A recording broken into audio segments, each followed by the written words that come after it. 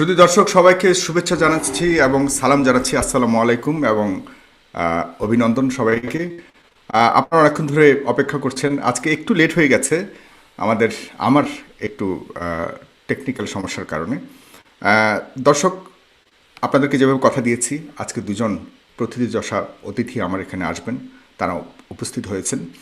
আহ, তো আপনারা আজকে অনেকেই মনে করছেন যে আজকে বাহাস হবে, তর্ক বিতর্ক হবে, এই সেই। আসলে ব্যাপারটা তা নয়। কারণ আজকে যে দুজন অতিথি আমার এখানে এসেছেন, তারা অনেক সম্মানিত। তারা দুজনেই, আপনারা জানেন, অনেক বিশ্বাসী। আমাদের সৃষ্টিকর্তার প্রতি শতভাগ বিশ্বাস রয়েছে।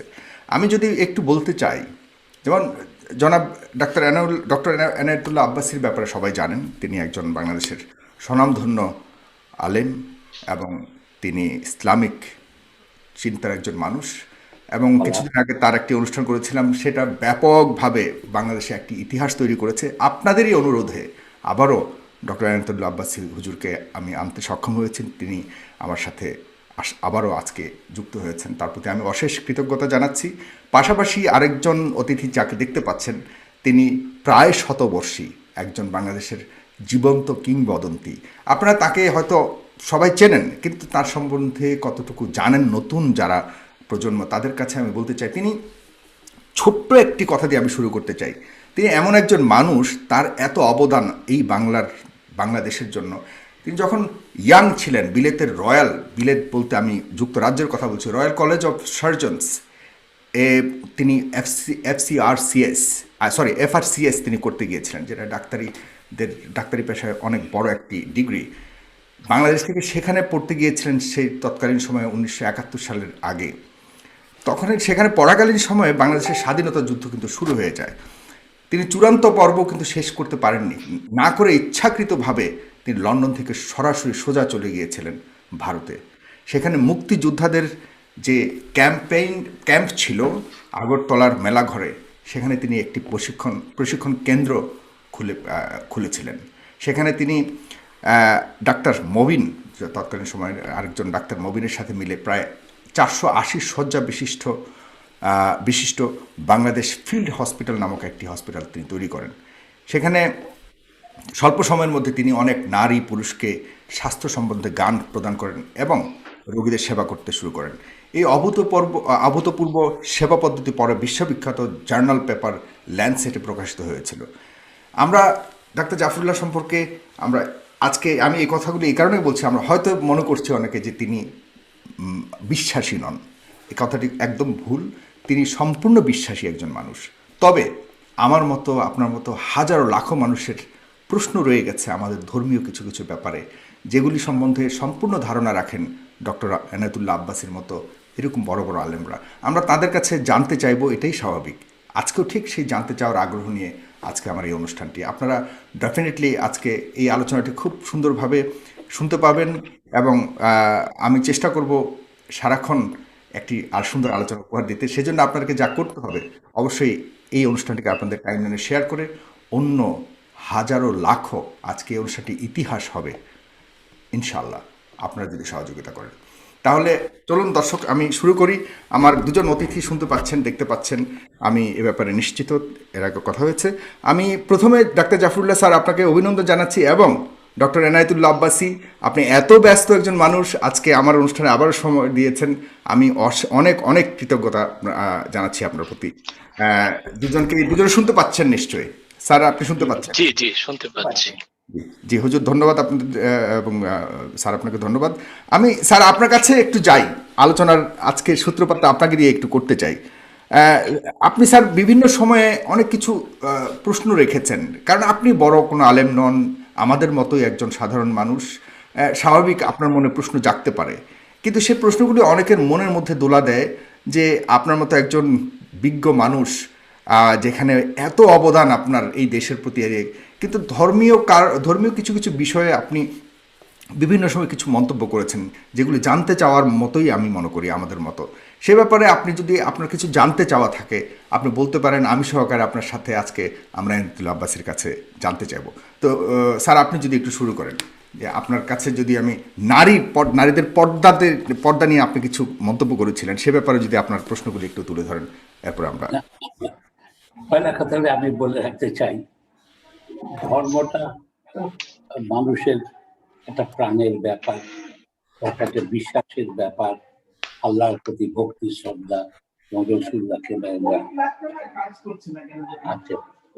কিন্তু এখানে এটা এখানে স্যার আপনাকে শুনতে একটু কষ্ট হচ্ছে, আপনি একটু জ্বর একটু, হ্যাঁ একটু কাছ থেকে যদি বলতেন না, পাশে মনে হয় একটু সাউন্ড শোনা যাচ্ছে, অন্যান্য সাউন্ড শোনা যাচ্ছে। জি, আমি যেটা বলতে চাই, ধর্ম নিয়ে আমি কোনো বাহাস করতে চাই না, কেন ধর্ম নিয়ে যুক্তি দিয়ে করা মুশকিল, এটা আবেগটা অনেক বেশি তাড়িত হবে।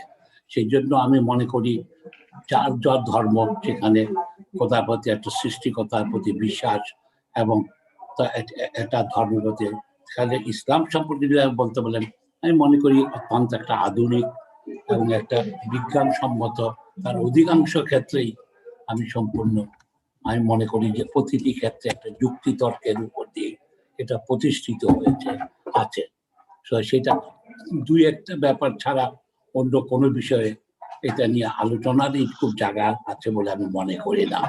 যেমন কি অনেকে বলে যে বোরকা সম্পর্কে আমি যে কথাটা বলেছিলাম, যে জন্য ওনারা, আমি বলেছি বোরকা হলো মেয়েদের আত্মরক্ষার জন্য এটা সৃষ্টি হয়েছে, দুটা জিনিস। আর তাছাড়া আমাদের আলেমগণ, ওনারা জ্ঞানী মানুষ, আমি যেটা বলেছি, ওনার কোরআনের সবকিছু বিশ্লেষণই করা আমার পক্ষে সম্ভবপর না, কেন আমি আরবি ভাষাই পড়তে পারি না। ছোটবেলায় যা পড়েছিলাম সেটা তো এখন মনেও নেই ভালো করে, সুতরাং আমার সেই অধিকারই নেই ওটা সম্পর্কে কবিতা। আমার কোরআন হাদিস সম্পর্কে যত জ্ঞান সেটা অন্য ভাষার থেকে নেওয়া। আমি পড়েছি, আমি যে পড়ি নেই যে আমি হাদিস বেশ কয়েকটা হাদিসেই পড়েছি, পড়ি এখনো। আমি কোরআনের ইতাতে আমি বিশ্লেষণ, আমি মনে করি যে রসুল্লাহ যেমন সর্বকালের একটা সর্বশ্রেষ্ঠ দার্শনিক, একটা রাজনীতিবিদ, ওনার প্রত্যেকটা ঘটনাকে আমি মনে করি অত্যন্ত সুভাবে নির্দিষ্টভাবে ওনারা চিন্তা করেছেন। সুতরাং এইসব নিয়ে বিতর্ক অনেকে বলে, অনেকে, আমি যেটা বলেছিলাম যে আপনারা বোরকা পরেন কিন্তু বোরকার নিচে লিপস্টিক লাগান, যেটা আপনারা জানেন এটা ক্ষতিকর, কারণ এটাতে যে উজ্জ্বলতা বৃদ্ধির জন্য এতে কার্সিনোজেন্স থাকে। আপনারা আলেমগণকে বলেছিলাম আপনারা পান খাওয়া ছেড়ে দেন, এটাও ক্যান্সার উৎপাদক, অনেকে, সবাই না। আমি ইনারা আরেকটা কথা আমি বলেছিলাম যে দেখেন খারাপ কাজ অন্য সবাই করে, কিন্তু একটা ইমাম সাহেব বা মাদ্রাসার এই করলে সেটাকে বেশি দোষণীয় বলে মনে করেন ওনারা, যে একমাত্র। আমি বলেছিলাম আপনারা ভাস্কর্য দিয়ে না করে আমাদের সবাইকে হেদায়েত করেন, যাতে আমরা সুনাগরিক হই, দেশে সুশাসন হয়, মানুষের অধিকার প্রতিষ্ঠা হয়। কিন্তু এটাকে দু চারজনে আমাকে ভুল বুঝে, যেমন এইটাই নিয়ে আমার মনে হয় যে এটা দিয়ে, তা না হলে আমি তো ধর্মের বিরুদ্ধে কথা বলি না। আমি বলি যে নিশ্চয়ই একজন সৃষ্টিকর্তা, তা নাহলে এত বিষয়। একটা ঘটনা বলি, আমি একজন চিকিৎসক হিসেবে দেখি মানুষের শরীরটা অদ্ভুত একটা জিনিস। একটা ছোট 3 ইঞ্চি 2 ইঞ্চি 1 ইঞ্চি, এইটা তার সাইজ, দুটা 24 ঘন্টা চলে। পৃথিবীর অন্য কোনো মেশিন 24 ঘন্টা চলতে পারে না। এটাকে অত্যন্ত কারিপূর্ণর সাথে, হার্টেরটাও ঠিক একই অবস্থা। সুতরাং এইটার দিকে আমরা মানুষের এত জ্ঞান বৃদ্ধি হয়েছে, আমরা 24 ঘন্টা না থেমে না বিশ্রাম নিয়ে এইসব জায়গাতে, বরঞ্চ আমি মনে করি যে এইসব তো একটা নিশ্চয়ই অপূর্ব। কিন্তু ওই যে আমার যেখানে আপত্তিটা, যেখানে আজকে ইনারা কিভাবে প্যান্ট পরতে হবেন বলেন, কি আলখাল্লা ইতি, আর যে পোশাক এসছে একটা প্রকৃতির নিয়মে অবস্থার পেয়েছে। আরব দেশ ধুলিবালি আছে, সেই জন্য বড় পোশাকরা, আমার দেশের ধুলাবালির কম, সুতরাং আমার ঠিক এটার প্রয়োজন নেই, ওটাকেই একমাত্র হওয়া উচিত নয়। সুতরাং এইসব নিয়ে আমি করতাম, বরঞ্চ আমার বেশি আপত্তিটা অন্য জায়গায়, ধর্মের ব্যাপারে। মেয়েকে, আমার মেয়েটা কেন আমার ছেলের সমান সম্পত্তি পাবে না, এখানেই আমার কাছে আপত্তিটা। এখানে আমি জানি আমাদের প্রত্যেকটা, আজকে যদি আমি কোরআনটা ভালো করে পড়তে পারতাম এবং ইতিহাসটা, আব্বাসী সাহেবরা, উনারা তো স্কলার, উনারা জানেন প্রত্যেকটা সূরা,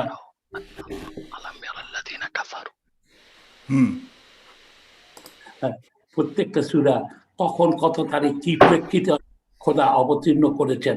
যেমন এই সবগুলি জানলে আমাদের জ্ঞান বৃদ্ধি হতো, আমরা হয়তো আরো ভালোভাবে ধর্মটাকে বুঝতে পারতাম। এটাই। কিন্তু এটা নিয়ে এইসবের বিতর্কে, যেমন হযরত আয়েশার যে ব্যাপারে যে ঘটনাটা হয়েছিল, সে খোদা যে বলেছে যেই সূরাটা এসছে, এবং এই যে প্রতিটি ক্ষেত্রে আমি দেখি অত্যন্ত সুচিন্তিত এইগুলি। আর অ্যারাবিক একটা অদ্ভুত ভাষা। আমি প্রায় বলি, যদি এটা আজকে যদি ওই যুগে যদি নোবেল প্রাইজের কথা থাকতো, তাহলে কোরআনই পয়লা নোবেল প্রাইজ। এত সুলিখিত সুর এইটাতে আছে, সেগুলি না। ওই যে যেহেতু আমার সাথে বিতর্কটা হলো মেয়েদের সম্পত্তিতে সমান অধিকার। হ্যাঁ, আমরা মেয়েদের সম্পত্তিটা নিয়েই এখন আপনার এই প্রথম পর্বটাকে আমি একটু আব্বাস হুজুর কাছে যেতে চাই। এরপর আমরা অন্যান্য বিষয় নিয়ে অবশ্যই আলাপ করবো স্যার।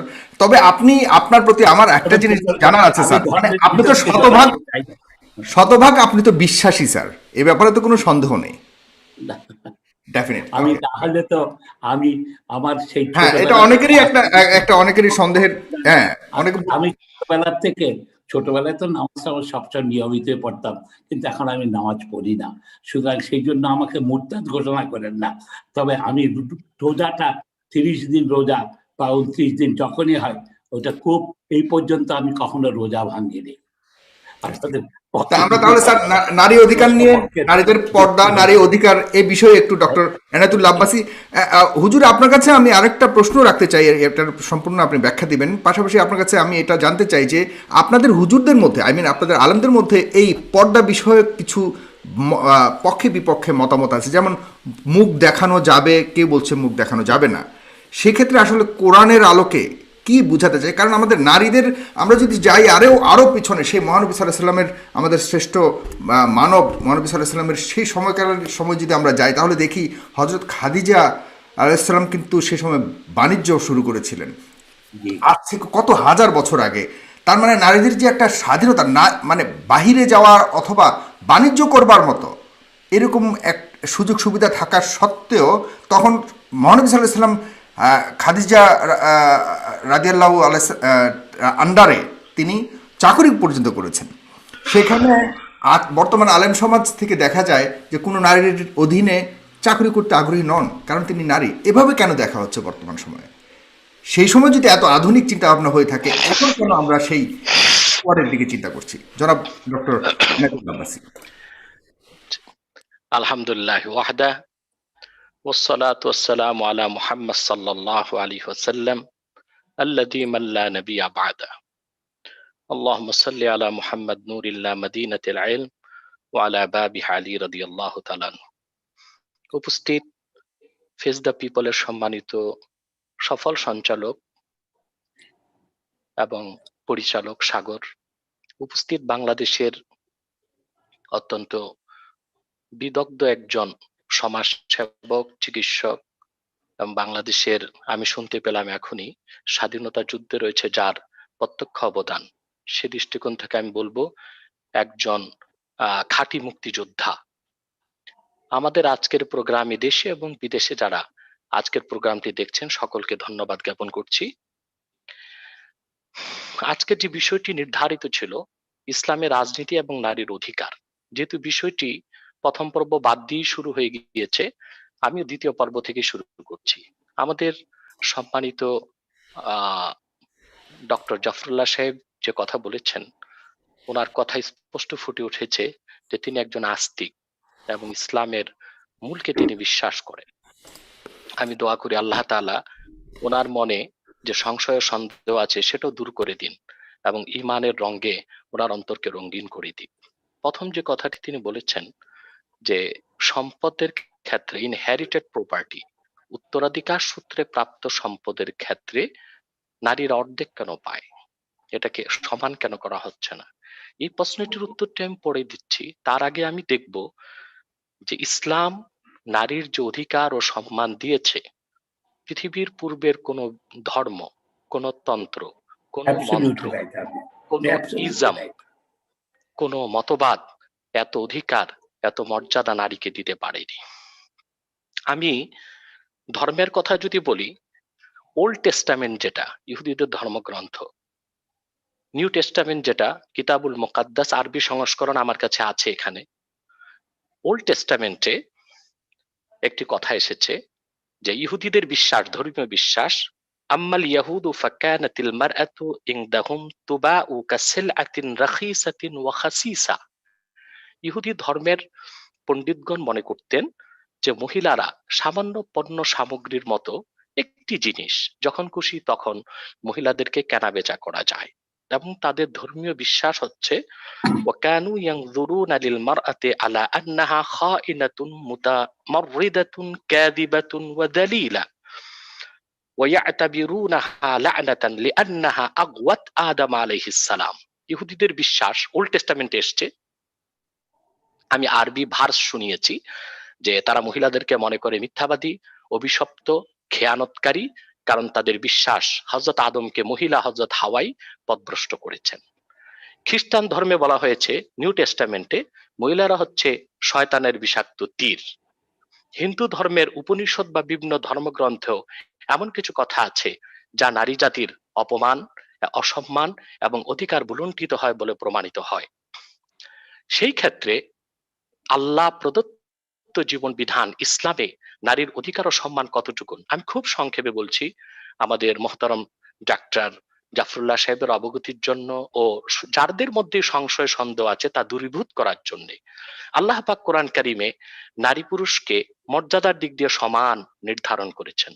সম্মানের দিক দিয়ে আল্লাহ পাক বলেন, ইয়া আইয়ুহান নাস ইন্না খালাকনাকুম মিন যাকারি ওয়া উনসা, হে মানব জাতি, আমি তোমাদেরকে সৃষ্টি করেছি একজন পুরুষ থেকে, একজন নারী থেকে। আল্লাহ পাক এখানে নারী ও পুরুষকে সমান মর্যাদা দান করেছেন। আল্লাহ তাআলা অন্যত্র বলেন, ওয়াকুলনা ইয়া আদামু উসকুন আনতা ওয়া যাওজুকাল জান্নাহ, হে আদম তুমি এবং তোমার স্ত্রী বেহেশতে পরমানন্দে বসবাস করো, যা খুশি তা খাও। এখান থেকে স্পষ্ট হয়ে যায় নারী ও পুরুষকে জান্নাতে থাকার ক্ষেত্র আল্লাহ তাআলা সমান অধিকার দিয়েছেন। এবং মানব জাতির বিকাশ, বংশ পরম্পরা এবং পৃথিবীতে মানব সভ্যতার আদি পুরুষ আদম ও হাওয়া দুজনের অবস্থান জান্নাতে ছিল, সে কথা আল্লাহর কোরআন ঘোষণা করেছেন।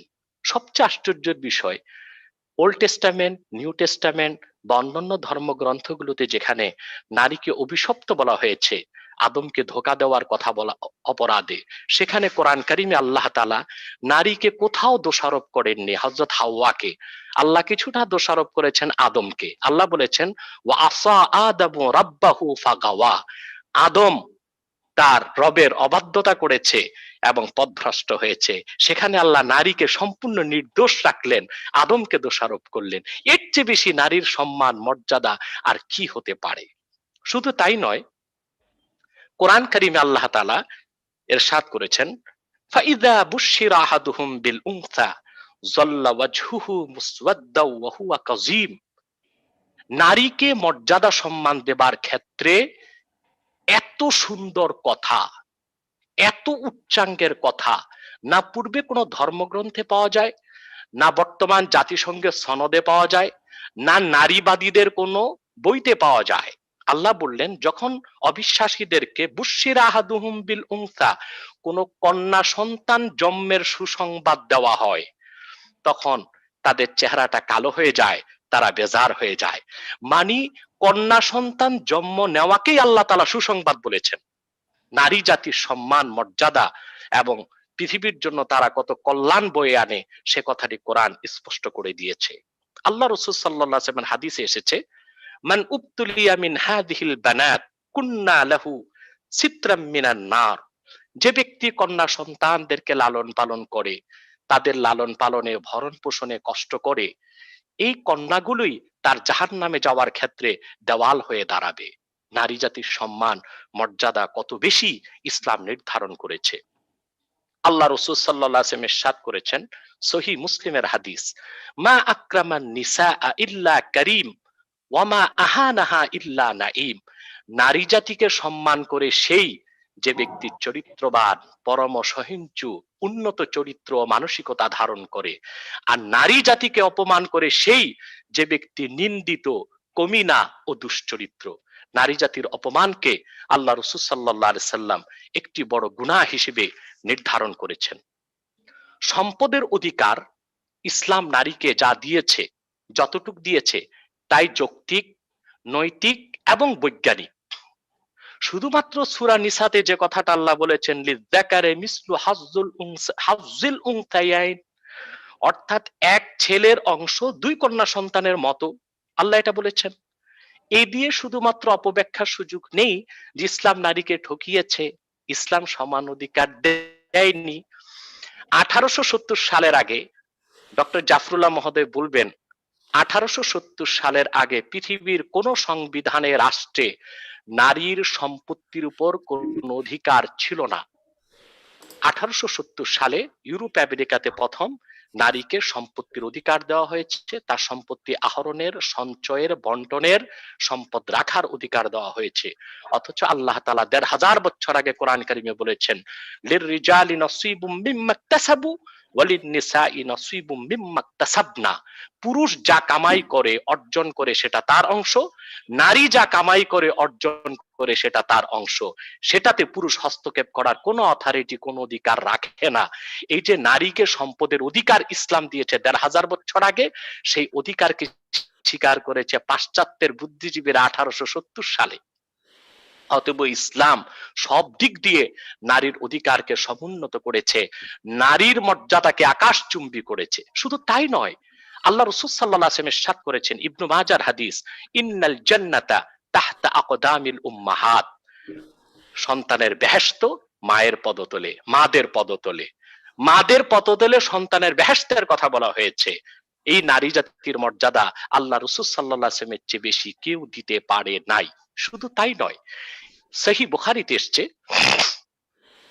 এক সাহাবী রাসূল করিম সাল্লাল্লাহু আলাইহি ওয়াসাল্লামকে জিজ্ঞেস করলেন, ইয়া রাসূলুল্লাহ সাল্লাল্লাহু আলাইহি ওয়াসাল্লাম, আমার শ্রদ্ধা সম্মান পাবার ক্ষেত্রে কে বেশি হকদার? আল্লাহ রাসূল সাল্লাল্লাহু আলাইহি ওয়াসাল্লাম বললেন, উম্মুকা, তোমার মা। দ্বিতীয়বার প্রশ্ন করেছেন কে? আল্লাহ রাসূল সাল্লাল্লাহু আলাইহি ওয়াসাল্লাম বলেছেন, তোমার মা। তৃতীয়বার প্রশ্ন করেছেন, তারপর কে? আল্লাহ রাসূল বলেছেন, তোমার মা। চতুর্থবার বলেছেন কে? আল্লাহ রাসূল বলেছেন, তোমার বাবা। তাহলে এই হাদিস থেকে দেখা যায় যে সম্মান, মর্যাদা, অধিকারের ক্ষেত্রে নারীকে আল্লাহ দিয়েছেন 75 ভাগ, পুরুষকে দিয়েছেন 25 ভাগ।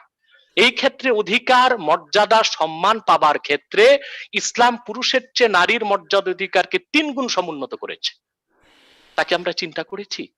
শুধু কি তাই, এখন যে প্রশ্নটা আসে যে নারী পুরুষের সমান অধিকার, এটা অযৌক্তিক, অবৈজ্ঞানিক এবং অনৈতিক। আমরা নারী পুরুষের যতটুক যে প্রাপ্য ততটুক অধিকারকে স্বীকার করি। সকল ক্ষেত্রে নারী পুরুষ সমান অধিকার চাওয়াটাও অযৌক্তিক এবং অবৈজ্ঞানিক। আমি ব্যাখ্যা দিচ্ছি। আমাদের জাফরুল্লাহ স্যার তো বড় একজন চিকিৎসক, নিশ্চয়ই বায়োলজি তিনি অনেক পড়েছেন। বায়োলজিতে স্পষ্ট এসেছে যে নারী পুরুষের মধ্যে পার্থক্যের ক্ষেত্রে 25 biological differences between man and woman. নারী ও পুরুষের মধ্যে বায়োলজির দৃষ্টিকোণ থেকে 25টি পার্থক্য আছে। স্যার এটা অস্বীকার করতে পারবেন না। সাইকোলজিক্যাল পার্থক্য আছে 15টি, ফিজিক্যাল পার্থক্য আছে আরো 15টি। অর্থাৎ সৃষ্টিগতভাবে নারী পুরুষের মধ্যে পার্থক্য রয়েছে 50 ভাগ। সেখানে আমরা সকল ক্ষেত্রে নারী পুরুষের সমান অধিকার চাওয়াটা শুধু অনৈতিক নয়, অবৈজ্ঞানিকও বটে। মেডিকেল সায়েন্স, বিশেষ করে বায়োলজিতে পাওয়া যায়, একজন এডাল্ট পুরুষ, প্রাপ্তবয়স্ক পুরুষের মাথায় মস্তিষ্কের পরিমাণ, কোয়ান্টিটি হচ্ছে 60 গ্রাম, আর একজন এডাল্ট মহিলা, পূর্ণ বয়স্কা মহিলার মাথায় মস্তিষ্কের কোয়ান্টিটি হচ্ছে 40 গ্রাম। যেখানে মস্তিষ্ক বা মগজের পরিমাপে নারী ও পুরুষের মধ্যে এতটা পার্থক্য, সেখানে সকল ক্ষেত্রে নারী পুরুষের অধিকার চাওয়াটা কতটা যৌক্তিক, নৈতিক এবং বৈজ্ঞানিক, সেই প্রশ্নটা জাফরুল্লাহ স্যারের কাছে রইল। তাহলে এখন প্রশ্ন হচ্ছে, তাহলে সকল ক্ষেত্রে নারী পুরুষের সমান অধিকার চাওয়াটা এটা নৈতিকতা এবং যৌক্তিকতা এবং বৈজ্ঞানিক মানদণ্ডে উত্তীর্ণ নয়, এটা একটি আবেগ ঘন কথা, এটা সত্যের মানদণ্ডে উত্তীর্ণ কোনো কথা নয়। এজন্য ইসলাম কোন কোন ক্ষেত্রে নারীকে পুরুষের চেয়ে অনেক বেশি অধিকার দিয়েছে, আর কোন কোন ক্ষেত্রে ইসলাম নারীর চেয়ে পুরুষকে বেশি অধিকার দিয়েছে। তাহলে আমরা নারী পুরুষের সমান অধিকার চাইতে পারি না। আমরা নারী যতটুকু অধিকার প্রাপ্য তার অধিকার তাকে পুরা দিতে চাই, পুরুষ যতটুকু অধিকার পাবে ততটুকু অধিকার আমরা পুরুষকে দিতে চাই। আল্লাহ তাআলা যে কোরআনে বলেছেন লিযযাকারি মিসলু হাজ্জিল উনসায়াইন, এক ছেলের অংশ দুই কন্যা সন্তানের মতো। শুধু আমরা এতটুকু কেন দেখলাম? অন্য ক্ষেত্রে আল্লাহ কি বলেছেন তা আমরা কেন দেখলাম না? আল্লাহ পাক স্পষ্ট কোরআন কারীমে বলে দিয়েছেন নারী এক জায়গা থেকে পাবে না। আমি কোরআন কারীমের আরেকটি আয়াত এখানে তুলে ধরছি, যেখানে স্পষ্ট আল্লাহ রাব্বুল আলামিন নারীর সম্পদের অধিকার বিভিন্ন খাতকে উল্লেখ করে দিয়েছেন কোরআনে কারীমের মধ্যে, যে যখন কোনো পুরুষ ব্যক্তি, কোনো মানুষ যদি পিতা মাতার মৃত্যুর পরে তার উত্তরাধিকার সম্পদ ছেলে যেরকম পাবে মেয়ে সেরকম পাবে, তবে কেউ বেশি কেউ কম। আত্মীয়দের রেখে যাওয়া উত্তরাধিকার সম্পদে ছেলেও অংশ পাবে মেয়েও অংশ পাবে। শুধু পিতার থেকে পাওয়ার ক্ষেত্রে আল্লাহ তাআলা মেয়েদের কথা বলেছেন যে তারা ছেলের অর্ধেকটা পাবে। যে অর্ধেকটা আল্লাহ মহিলাকে দিলেন তার সম্পদ হিসেবে নির্ধারণ করলেন, তার পুরাটাই হচ্ছে আনইউজ প্রপার্টি, সারা জীবন এটা সে তার ধন হিসেবে রেখে দিবে। অথচ পুরুষের উপর পুরুষ ডবল পেল, পুরুষের উপর আল্লাহ ফরজ করেছেন তার স্ত্রীর খোরপোশ দেওয়া, ফরজ করেছেন সন্তানদের দায়িত্ব পালন করা, ফরজ করেছেন স্ত্রীর ভরণ পোষণের ব্যবস্থা। পক্ষান্তরে স্ত্রীকে যে অর্ধেক সম্পদ আল্লাহ দিয়েছেন শুধু পিতার সূত্রে, অন্যান্য খাত থেকে স্ত্রী পাবে, মেয়েরা পাবে, সেটা ভিন্ন। শুধু পিতা থেকে যেটা পাবে, যদিও পরিমাণে তা অর্ধেক, তার কোনো খরচ নেই, সেটা সারা জীবন যদি মহিলা সঞ্চিত রেখে দেয় স্বামীর কোনো অথরিটি নেই তার সম্পদে হস্তক্ষেপ করবে। আর যদি স্বামী তার সম্পদ থেকে তার স্ত্রীকে ভরণ পোষণ না করে ইসলামী শরিয়া আদালতে স্বামীকে অ্যারেস্ট করা হবে এবং তাকে বাধ্য করা হবে তার সম্পদ থেকে যেন তার স্ত্রীর ভরণ পোষণ দেওয়া হয়। অতএব আল্লাহ তাআলা বাহ্যত এক জায়গায় হুকুম করেছেন যে ছেলের অর্ধেক পাবে মেয়ে, কিন্তু পুরাটাই আনইউজ প্রপার্টি, এটা সারা জীবন তার জন্য এটা ডিপোজিট হয়ে থাকবে, এটা তার একটা সম্পদ, তার ভবিষ্যতের জন্য সে রেখে দিবে। যেখানে খুশি সেখানে তার সম্পদ সে খরচ করবে, স্বামীর কিছুর বলার থাকবে না। হুজুর ইসলাম আপনার সব কাছে ক্ষেত্রে জি বোরকার পরার ব্যাপারে যদি ইয়ে করেন, পরবর্তী আমরা আরেকটা টপিকে যেতে হবে আমাদের। আচ্ছা আচ্ছা আচ্ছা ঠিক আছে, আমি বোরখাতে চলে যাচ্ছি। আপনারা জি বোরখাটা নিয়ে তো অ্যালার্জি বেশি, সেটার ব্যাখ্যাই দিচ্ছি। না, অনেকে জানতে চায়। জি জি জি আচ্ছা, আমাদের জাফরুল্লাহ স্যারের যত প্রশ্ন আছে আমরা শুনবো এবং কোরআন সুন্নাহ থেকে এগুলোর উত্তর আমরা দিব ইনশাআল্লাহ। একটি কথা জাফরুল্লাহ স্যারের অবগতির জন্য বলছি, এবং জাফরুল্লাহ স্যার তো বিশ্বাসী মানুষ আমি বুঝতে পেরেছি, কিন্তু বাংলাদেশে যারা বুদ্ধিজীবীদের মধ্যে অবিশ্বাসী, সংশয়বাদী, নৈরাজ্যবাদী, তাদেরকে একটি কথা বলবো যে আল্লাহর কোরআনের প্রতিটি বাক্যের, প্রতিটি শব্দের, প্রতিটি অক্ষর মহাসত্যের সর্বোচ্চ মানদণ্ডে উত্তীর্ণ, এবং আল্লাহর হাবিব যার উপর কোরআন আল্লাহ নাজিল করেছেন মুহাম্মদ সাল্লাল্লাহু আলাইহি সাল্লামের প্রতিটি বিশুদ্ধ হাদিস মহাসত্যের সর্বোচ্চ মানদণ্ডে উত্তীর্ণ। সেজন্য বিজ্ঞান দিয়ে কোরআনকে জাস্টিফাই করা যাবে না, কোরআন দিয়ে বিজ্ঞানকে বা অন্য মতবাদকে জাস্টিফাই করতে হবে। তার কিন্তু কারণ হচ্ছে পৃথিবীর, হুজুর এখানে বিজ্ঞান আমার একটা লিমিটেড। প্রশ্ন আছে। পৃথিবীর এই যে যত প্রশ্ন জানার জন্য, সৃষ্টি থেকে শুরু করে আল্লাহর যে কোনো বিষয়ে, ইসলাম ধর্মের প্রতি সবকিছুর উত্তর কি কোরআনে দেওয়া আছে? এবং এগুলো জানতে চাওয়া কি জি কোনো জি অপরাধ আমি কিনা? আমি আমি না না, অপরাধ না, আমি সেটা বলে দিচ্ছি। আল্লাহ তাআলা কোরআন কারীমে বলেছেন ওয়ানাজ্জালনা আলাইকাল কিতাবা তিবয়ানাল লিকুল্লি শাই। মুহাম্মদ সাল্লাল্লাহু আলাইহি সাল্লাম, আপনার উপর আমি যে কোরআন অবতীর্ণ করেছি তার সবকিছু সুস্পষ্ট ব্যাখ্যা হিসেবে। তাহলে জানতে চাইলে এবং মুরতাদ বলা হয়, এটাও বা কেন? মানে যারা জানে না না তারা না বলে যে না, এটা জানতে চাইবেন না, এটা জানতে চাওয়া উচিত না, আপনি মুরতাদ, আপনি নাস্তিক, এই ধরনের কিছু কিছু দাবি দাওয়া উঠে আসে আলেমদের না, পক্ষ থেকে বা ইয়েদের। জানতে জানতে চাওয়ার কিছু শিষ্টাচার আছে, কিছু ভদ্রতা আছে। আপনি যদি জানার জন্য জানতে চান হাজার প্রশ্ন করবেন, আপনাকে কেউ মুরতাদ বলবে না। কিন্তু জানতে যে আপনি যদি আল্লাহ তার রসুলের শানে বেয়াদবি করেন, অবজ্ঞামূলক কথা বলেন, তখনই মুরতাদ হওয়া না হওয়ার প্রশ্নটি চলে আসে। আমার প্রসঙ্গটি সাগর আমাকে শেষ করতে দেন। সেটা হচ্ছে যে মহাসত্যের মানদণ্ডে উত্তীর্ণ আল্লাহর কোরআন। অতএব কোরআনের কিছু যদি আমাদের বুঝতে আমরা ব্যর্থ হই, বুঝতে হবে সেটা আমাদের জ্ঞানের স্বল্পতা। কারণ কোরআন কারিমে, আমি উদাহরণ দিচ্ছি আমাদের জাফরুল্লাহ স্যারের উদ্দেশ্যে অন্যান্য সংশয়বাদীদের উদ্দেশ্যে এবং সাগর আপনাকেও বোঝানোর জন্য যে কোরআন বা কোরআনের কোনো কথা বা রাসূলুল্লাহর কোনো হাদিস বুঝতে যদি আমরা না পারি, আর সেটা যদি বুঝার ক্ষেত্রে মানবরচিত তন্ত্র মন্ত্র কিংবা বিজ্ঞানের সহায়তা নেই, সেটাও উচিত হবে না। কারণ আল্লাহর কোরআনে এমন কথা আল্লাহ ১৫০০ বছর আগে বলেছেন, যা আধুনিক বিজ্ঞান ১৫০০ বছর পরে এসে মস্তক নত করে মেনে নিয়েছে। সবকিছু যাচাই করা হবে কোরআন দিয়ে। কোরআনকে যাচাই করার কিছু নাই, কোরআনের প্রমাণ কোরআন নিজে। যেমন আমি একটু উদাহরণ দিচ্ছি, আমি একজন মানুষ, জাফরুল্লাহ স্যার একজন মানুষ, সাগর একজন মানুষ। আমরা যে মানুষ, আমাদের সিগনিফিকেশন কি? কেন মানুষ আমরা? আমরা চাদরে মুখটা ঢেকে রেখেছি, শুধু মুখটা খুললেই যে কেউ বলবে আমরা মানুষ, মুখের নিদর্শন দেখে বলবে আমরা মানুষ।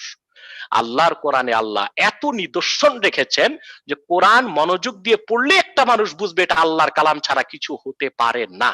তার একটি উদাহরণ দিচ্ছি আমি, কোরআন সূরা আম্বিয়া থেকে 17 পারা থেকে, এবং আয়াত নাম্বার হচ্ছে 30। আমি আয়াতটি পড়ে অনুবাদ করছি।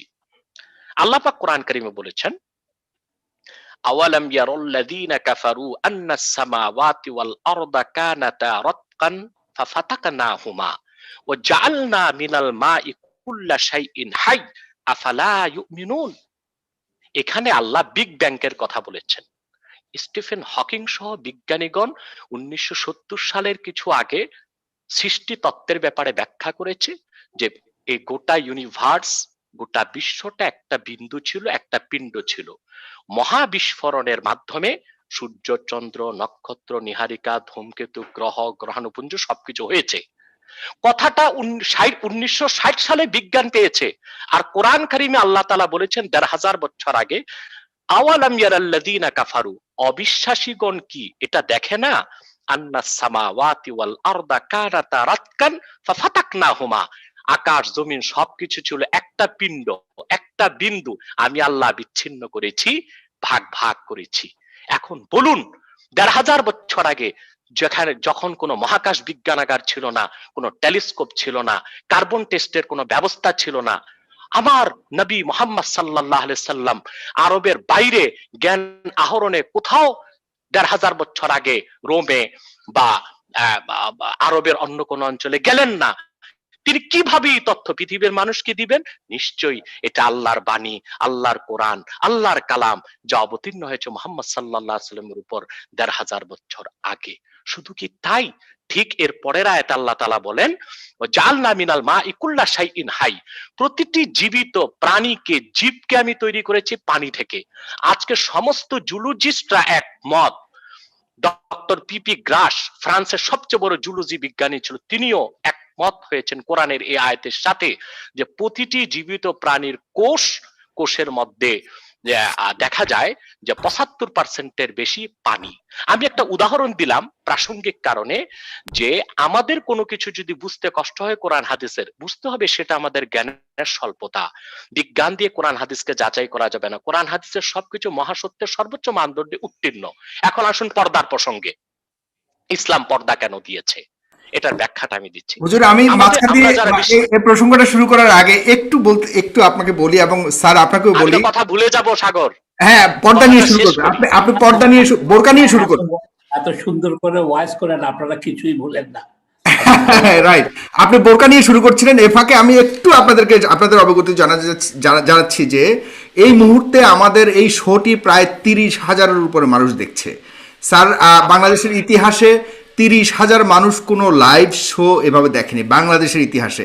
এর আগে আনাতুল্লাহ আব্বাসী হুজুর এসেছিলেন, তখন ২৪,০০০ মানুষ দেখেছিল। আজকে ৩০,০০০। এই কারণেই বলি, আমার ফেসবুকে দেখছে এই মুহূর্তে ২৫,০০০, আর আমার ইউটিউবে দেখছে প্রায় আরো ৭,০০০, তার মানে ৩২,০০০। জি হুজুর বলেন, আপনারা দর্শক যদি শেয়ার করেন আরো মানুষ সুন্দর করে বলতে পারেন, তাই এত এত লোকে ওয়াচ করছে। আমি একটা কথা বলি, আপনার যেখানে উনার প্রত্যেকটা যেটা এই ব্যাপারে কতগুলি ব্যাপারে তর্কের কোনো প্রয়োজন নেই, যেমন কি অন্যান্য ধর্মের যেখানে নারীদের। আর আমি একটু বোরকার ব্যাপারটা শুনে এসে আপনার কাছে আসি স্যার, এরপর আপনি আরেকটা প্রসঙ্গ নিয়ে আসেন। জি জি হুজুর, সরি, আপনি বলুন। সাগর, আগে কোন লাইভ শোর কথাটি বললেন, ভুলে যাচ্ছি। কোন লাইভ শো? আপনার সাথে আরেকটি শো করেছিলাম ওই শাহরিয়ার কবিরের, সেখানে সর্বোচ্চ সংখ্যা ছিল ২৪,০০০। 24,000-এর একটা ইয়ে গিয়েছিল। তো আজকে দেখলাম এটা খুবই মানে একটা আনন্দের বিষয় ডেফিনেটলি আমার জন্য এবং সবার জন্য, সারা বাংলাদেশের মানুষের জন্য, যে মানুষ সত্যিকার অর্থেই সঠিক মানুষের কথা শুনতে চায়, এটাই একটা প্রমাণিত সত্য। তো সে কারণে আপনাদেরকে জানালাম যে আপনাদের মানুষ কথাগুলো যে কত হাজার মানুষ শুনছে সেটা একটু বললাম আর কি। যে হুজুর আপনি একটু দয়া করে, যদি অন্যান্য প্রসঙ্গ আসবে, আপনি একটু বোরকার ব্যাপারে যদি একটু স্পষ্ট করেন আমাদেরকে। আচ্ছা, আমি এবার পর্দার প্রসঙ্গে চলে গেলাম। ইসলাম যে পর্দাকে বাধ্যতামূলক করেছে মহিলাদের জন্য, কবে থেকে সবচেয়ে পর্দা বড় বাধ্যতামূলক ভুল করলো? আমি কবে থেকে পর্দা বাধ্যতামূলক করলো? আমি বলছি, সেটাই ব্যাখ্যা দিচ্ছি। সবচেয়ে বড় কথা, আমরা একটা ভুলের মধ্যে আছি। আমরা মনে করি ইসলাম শুধু মহিলাদেরকে পর্দা দিয়েছে। না, পর্দা মহিলার জন্য, পুরুষের জন্য, তবে তা ভিন্ন ভিন্ন স্বরূপ। পুরুষকে আল্লাহ তাআলা পর্দা বলেছেন গদ্দুল বাসার, তার দৃষ্টিকে অবনমিত রাখতে হবে। আর মহিলার পর্দা হচ্ছে তার বিশেষ অঙ্গগুলোকে ঢেকে রাখবে। প্রশ্ন হলো কেন? আমি আগে বলেছি যে কোরআন হাদিসের প্রতিটি বিষয়কে আমরা যারা বিশ্বাসী, আমরা বিনা বাক্যে মেনে নেই, সেখানে কোনো যৌক্তিকতা খোঁজার প্রয়োজন আমরা অনুভব করি না। 2, পর্দার যে বিধান ইসলাম করেছে তা কেন? আমি আগেই বলেছি যে নারী ও পুরুষের মধ্যে পার্থক্য রয়েছে, বায়োলজিক্যাল পার্থক্য রয়েছে, ফিজিক্যাল পার্থক্য রয়েছে, সাইকোলজিক্যাল পার্থক্য আছে। নারীদের যে পর্দার বিধান ইসলাম করেছে তা কখন থেকে? বালেগা হওয়ার পর থেকে। আমরা জানি নারী ও পুরুষকে সৃষ্টিগতভাবে আল্লাহ তাআলা তৈরি করেছেন এমন ভাবে যে নারী পুরুষের প্রত্যেকের বিপরীত লিঙ্গের প্রতি একটি টান বা আকর্ষণ থাকে। আর সেটা কি রকম? যখন কোনো নারী বা পুরুষ 3 এজ পার হয়ে যায়, 3 এজ পার হয়ে যাওয়ার পর, এটা বিজ্ঞানসম্মত একটি কথা, যে কোনো পুরুষ যখন 3 এজ পার হওয়ার পর কোনো মহিলাকে দেখবে, আর তা যদি একেবারে বেভূষণ অবস্থায় দেখে, তো প্রথমেই তার মস্তিষ্কের যে গ্ল্যান্ড তার সেক্সুয়াল অ্যাক্টিভিটিসকে কন্ট্রোল করে, সেটা অ্যাক্টিভ হয়ে যায় এবং স্বাভাবিকভাবেই তার সেক্সুয়াল থটস বেড়ে যায় চোখে। এটা একটা ফিজিক্যাল পার্থক্য নারী এবং পুরুষের। পুরুষের চোখে সেক্সুয়াল থট বেড়ে যায় এবং তার মস্তিষ্কের গ্ল্যান্ড 100% অ্যাক্টিভ হয়ে যায়, রক্ত চলাচল বহুগুণ বেড়ে যায় এবং তখন রক্তের চাপটা পুরুষের নিচের দিকে থাকে। আর বিপরীত লিঙ্গ মহিলার প্রতি তার একটি অস্বাভাবিক আকর্ষণ সৃষ্টি হয়ে যায়, যেটা আল্লাহ তাআলা সৃষ্টিগতভাবে রেখেছেন। এখন এই যে অস্বাভাবিক আকর্ষণ বেড়ে যায় একজন পুরুষের মহিলার প্রতি, এই আকর্ষণ বেড়ে যাওয়ার কারণে তার দুটি অবস্থার একটি অবস্থা, সে যদি তার চাহিদা মেটাতে চায় মেয়েটিকে সুযোগ করে দিতে হবে। আর যদি মেয়েটি সুযোগ করে না দেয় তো তার দুর্ঘটনায় মৃত্যু হতে পারে। লন্ডনে এরকম ঘটনা ঘটেছে, গবেষকগণ দেখেছেন চরম যৌন উত্তেজনার শিকার এক ব্যক্তি তার যৌন ক্ষুধা মেটাতে পারে নাই, যে কারণে তার মস্তিষ্কের রক্ত শূন্য হয়ে অক্সিজেনের অভাবে সে লোকটি মারা গিয়েছিল। তাহলে দেখা যাচ্ছে এখন আমরা যদি বলি যে না, পুরুষকে বেঁচে থাকার জন্য ও তার সেক্সুয়াল অ্যাক্টিভিটিসকে মেটাবার জন্য মেয়েকে সুযোগ করে দিতে হবে, তাই পৃথিবীর কোনো মেয়ে, কোনো মা, কোনো বোন নিরাপদ থাকবে না, সতীত্ব সম্ভ্রম নিয়ে বেঁচে থাকতে পারবে না। তাহলে কি করতে হবে? তার একমাত্র সমাধান হচ্ছে মেয়েটিকে আল্লাহর পক্ষ থেকে যে পর্দার বিধান করা হয়েছে তা তাকে মানতে হবে। এর মাধ্যমে যে পুরুষটির বা মেয়েটির যে সেক্সুয়াল অ্যাক্টিভিটিস তা অনিয়ন্ত্রিত হবে না, সীমা লঙ্ঘন করবে না, তখন নৈতিকতা ঠিক থাকবে, মেয়েটি তার চরিত্র সম্ভ্রম সম্মানকে ঠিক রাখতে পারবে, পুরুষটি স্বাভাবিক জীবনযাপন করতে পারবে, তার চরিত্রকেও ধরে রাখতে পারবে। মূলত পর্দাটা ইসলাম দিয়েছে সম্পূর্ণ মেয়েদের চরিত্র সম্ভ্রমকে রক্ষা করে উন্মুক্তভাবে সব জায়গায় যেন তারা চলাফেরা করতে পারে। ঘরের ভিতরে একটি মেয়ের, একটি নারীর পর্দার প্রয়োজন হয় না, যেখানে তার স্বামী, যেখানে তার সেখানে সন্তান। ইচ্ছার পরিপন্থী কি হচ্ছে কিনা একটু ঘরের ভিতরে কিন্তু ইসলাম মেয়েদেরকে অবাধ স্বাধীনতা দিয়েছে। একাই কি একজন মেয়ে শারঈ পর্দার মাধ্যমে 48 মাইল দূরত্বে সফর করতে পারে বা পারবে। এরপর এর দূরে যেতে হলে রক্ত সম্পর্কের একজন মহরামকে তার সঙ্গে রাখতে হবে। এখন কথা হচ্ছে, আচ্ছা মনে হয় না আমাদের জাফরুল্লাহ স্যার চাচির সাথে কথা বলতেছে। আচ্ছা সেটা যাই হোক, জি জি, তা আমি যেটা বলতেছি, খুব আনন্দই পাচ্ছে আপনার কথা শুনে। আমি শেষ করছি, একটু শেষ করি না। স্যার তো চিকিৎসক মানুষ, বিজ্ঞান খুব ভালো বুঝেন, বেশি বুঝেন, বিশেষ করে বায়োলজি কেমিস্ট পড়ে শুনি তো ডাক্তার হয়েছেন, এগুলো উনি ভালো জানেন, আমি একটু মনে করিয়ে দিচ্ছি। তাহলে দেখা যাচ্ছে পর্দা নারীর কল্যাণে, তার চরিত্র, তার সম্ভ্রম রক্ষার জন্য, পুরুষ ও নারীর সুস্থতার জন্য এবং উন্নত চরিত্র ধরে রাখার জন্য, সামাজিক অবক্ষয় রোধে এবং সমাজ রাষ্ট্র একটি কল্যাণ রাষ্ট্র হওয়ার জন্য, একটি সুন্দর সমাজের জন্য, একটি ভালো সংসারের জন্য ইসলাম পর্দা দিয়েছে নারীকে। তবে পর্দাটা একমুখী নয়, একপাক্ষিক নয়, শুধু মেয়ে করবে, পুরুষকে পর্দা করতে হবে। পুরুষের পর্দা হচ্ছে তার দৃষ্টি অবনমিত রাখা, আর মেয়ের পর্দা হচ্ছে তার বিশেষ অঙ্গগুলোকে ঢেকে রাখা। এখন একটি সায়েন্টিফিক ব্যাখ্যা আমি দিচ্ছি। বিজ্ঞান বলে প্রতিটি মহিলার প্রতি মাসে 12 থেকে 48 ঘন্টার একটি পিরিয়ড পার হয়, যেটাকে বলা হয় উইন্ডো পিরিয়ড। সে সময়টিতে যে কোনো মহিলা যদি স্বামীর সংস্পর্শে আসে বা পুরুষের সংস্পর্শে আসে, তার প্রেগন্যান্সির সম্ভাবনা 100%। ঠিক সে সময় মহিলাদের শরীর থেকে একটি স্মেল বের হয়, এটা একটি বৈজ্ঞানিক তথ্য। সেই স্মেল যদি কোনো পুরুষের নাকে যায়, তখন তার সেক্সুয়াল থটস 100% স্তরে চলে যায়। তো যদি কোনো মহিলা শরঈ সম্মতভাবে পোশাক পরিধান করে, যেটাকে আমরা বোরখা বলি বা হেজাব বলি, বোরখাই সেলাই করে পড়তে হবে এমন কথা ইসলাম বলে নাই। চাদর হতে পারে, একটি বড় চাদরেও শরীরটা ঢেকে নেওয়া যায়, সেটাও আছে। একেবারে বোরখাই হতে হবে এমন কথা না। সেটা যদি হয়, তাহলে তার স্মেলটা কোনো পুরুষ পাবে না। তখন দেখা যাবে পুরুষটির মধ্যে অনিয়ন্ত্রিত কোনো উত্তেজনা সৃষ্টি হবে না, যা পুরুষের জন্য ভালো, মহিলার জন্য ভালো। এভাবে আল্লাহ তাআলা মূলত মহিলাদেরকে যে পর্দা দিয়েছেন, তা নৈতিকতার মানদণ্ডে, তা যৌক্তিকতার মানদণ্ডে এবং তা বিজ্ঞানের মানদণ্ডে 100% উত্তীর্ণ একটি বিধান। এবার আসুন বাস্তবতায়। পৃথিবীতে আমরা দেখতে পাচ্ছি, বাংলাদেশের গণমাধ্যমও দেখতে পাচ্ছি, গণধর্ষণ একটি মহামারীতে রূপ নিয়েছে। কিন্তু আজ পর্যন্ত কোন নিউজ মিডিয়া একটি প্রমাণ দিতে পারবে না যে বোরখা পরে এমন একটি মেয়ে ধর্ষিতা হয়েছে। কারা ধর্ষিতা হচ্ছে? যারা মোটেও পর্দা করে না, মোটেও হেজাব ব্যবহার করে না, তারাই পথে ঘাটে বিভিন্ন জায়গায় ধর্ষিতা হচ্ছে।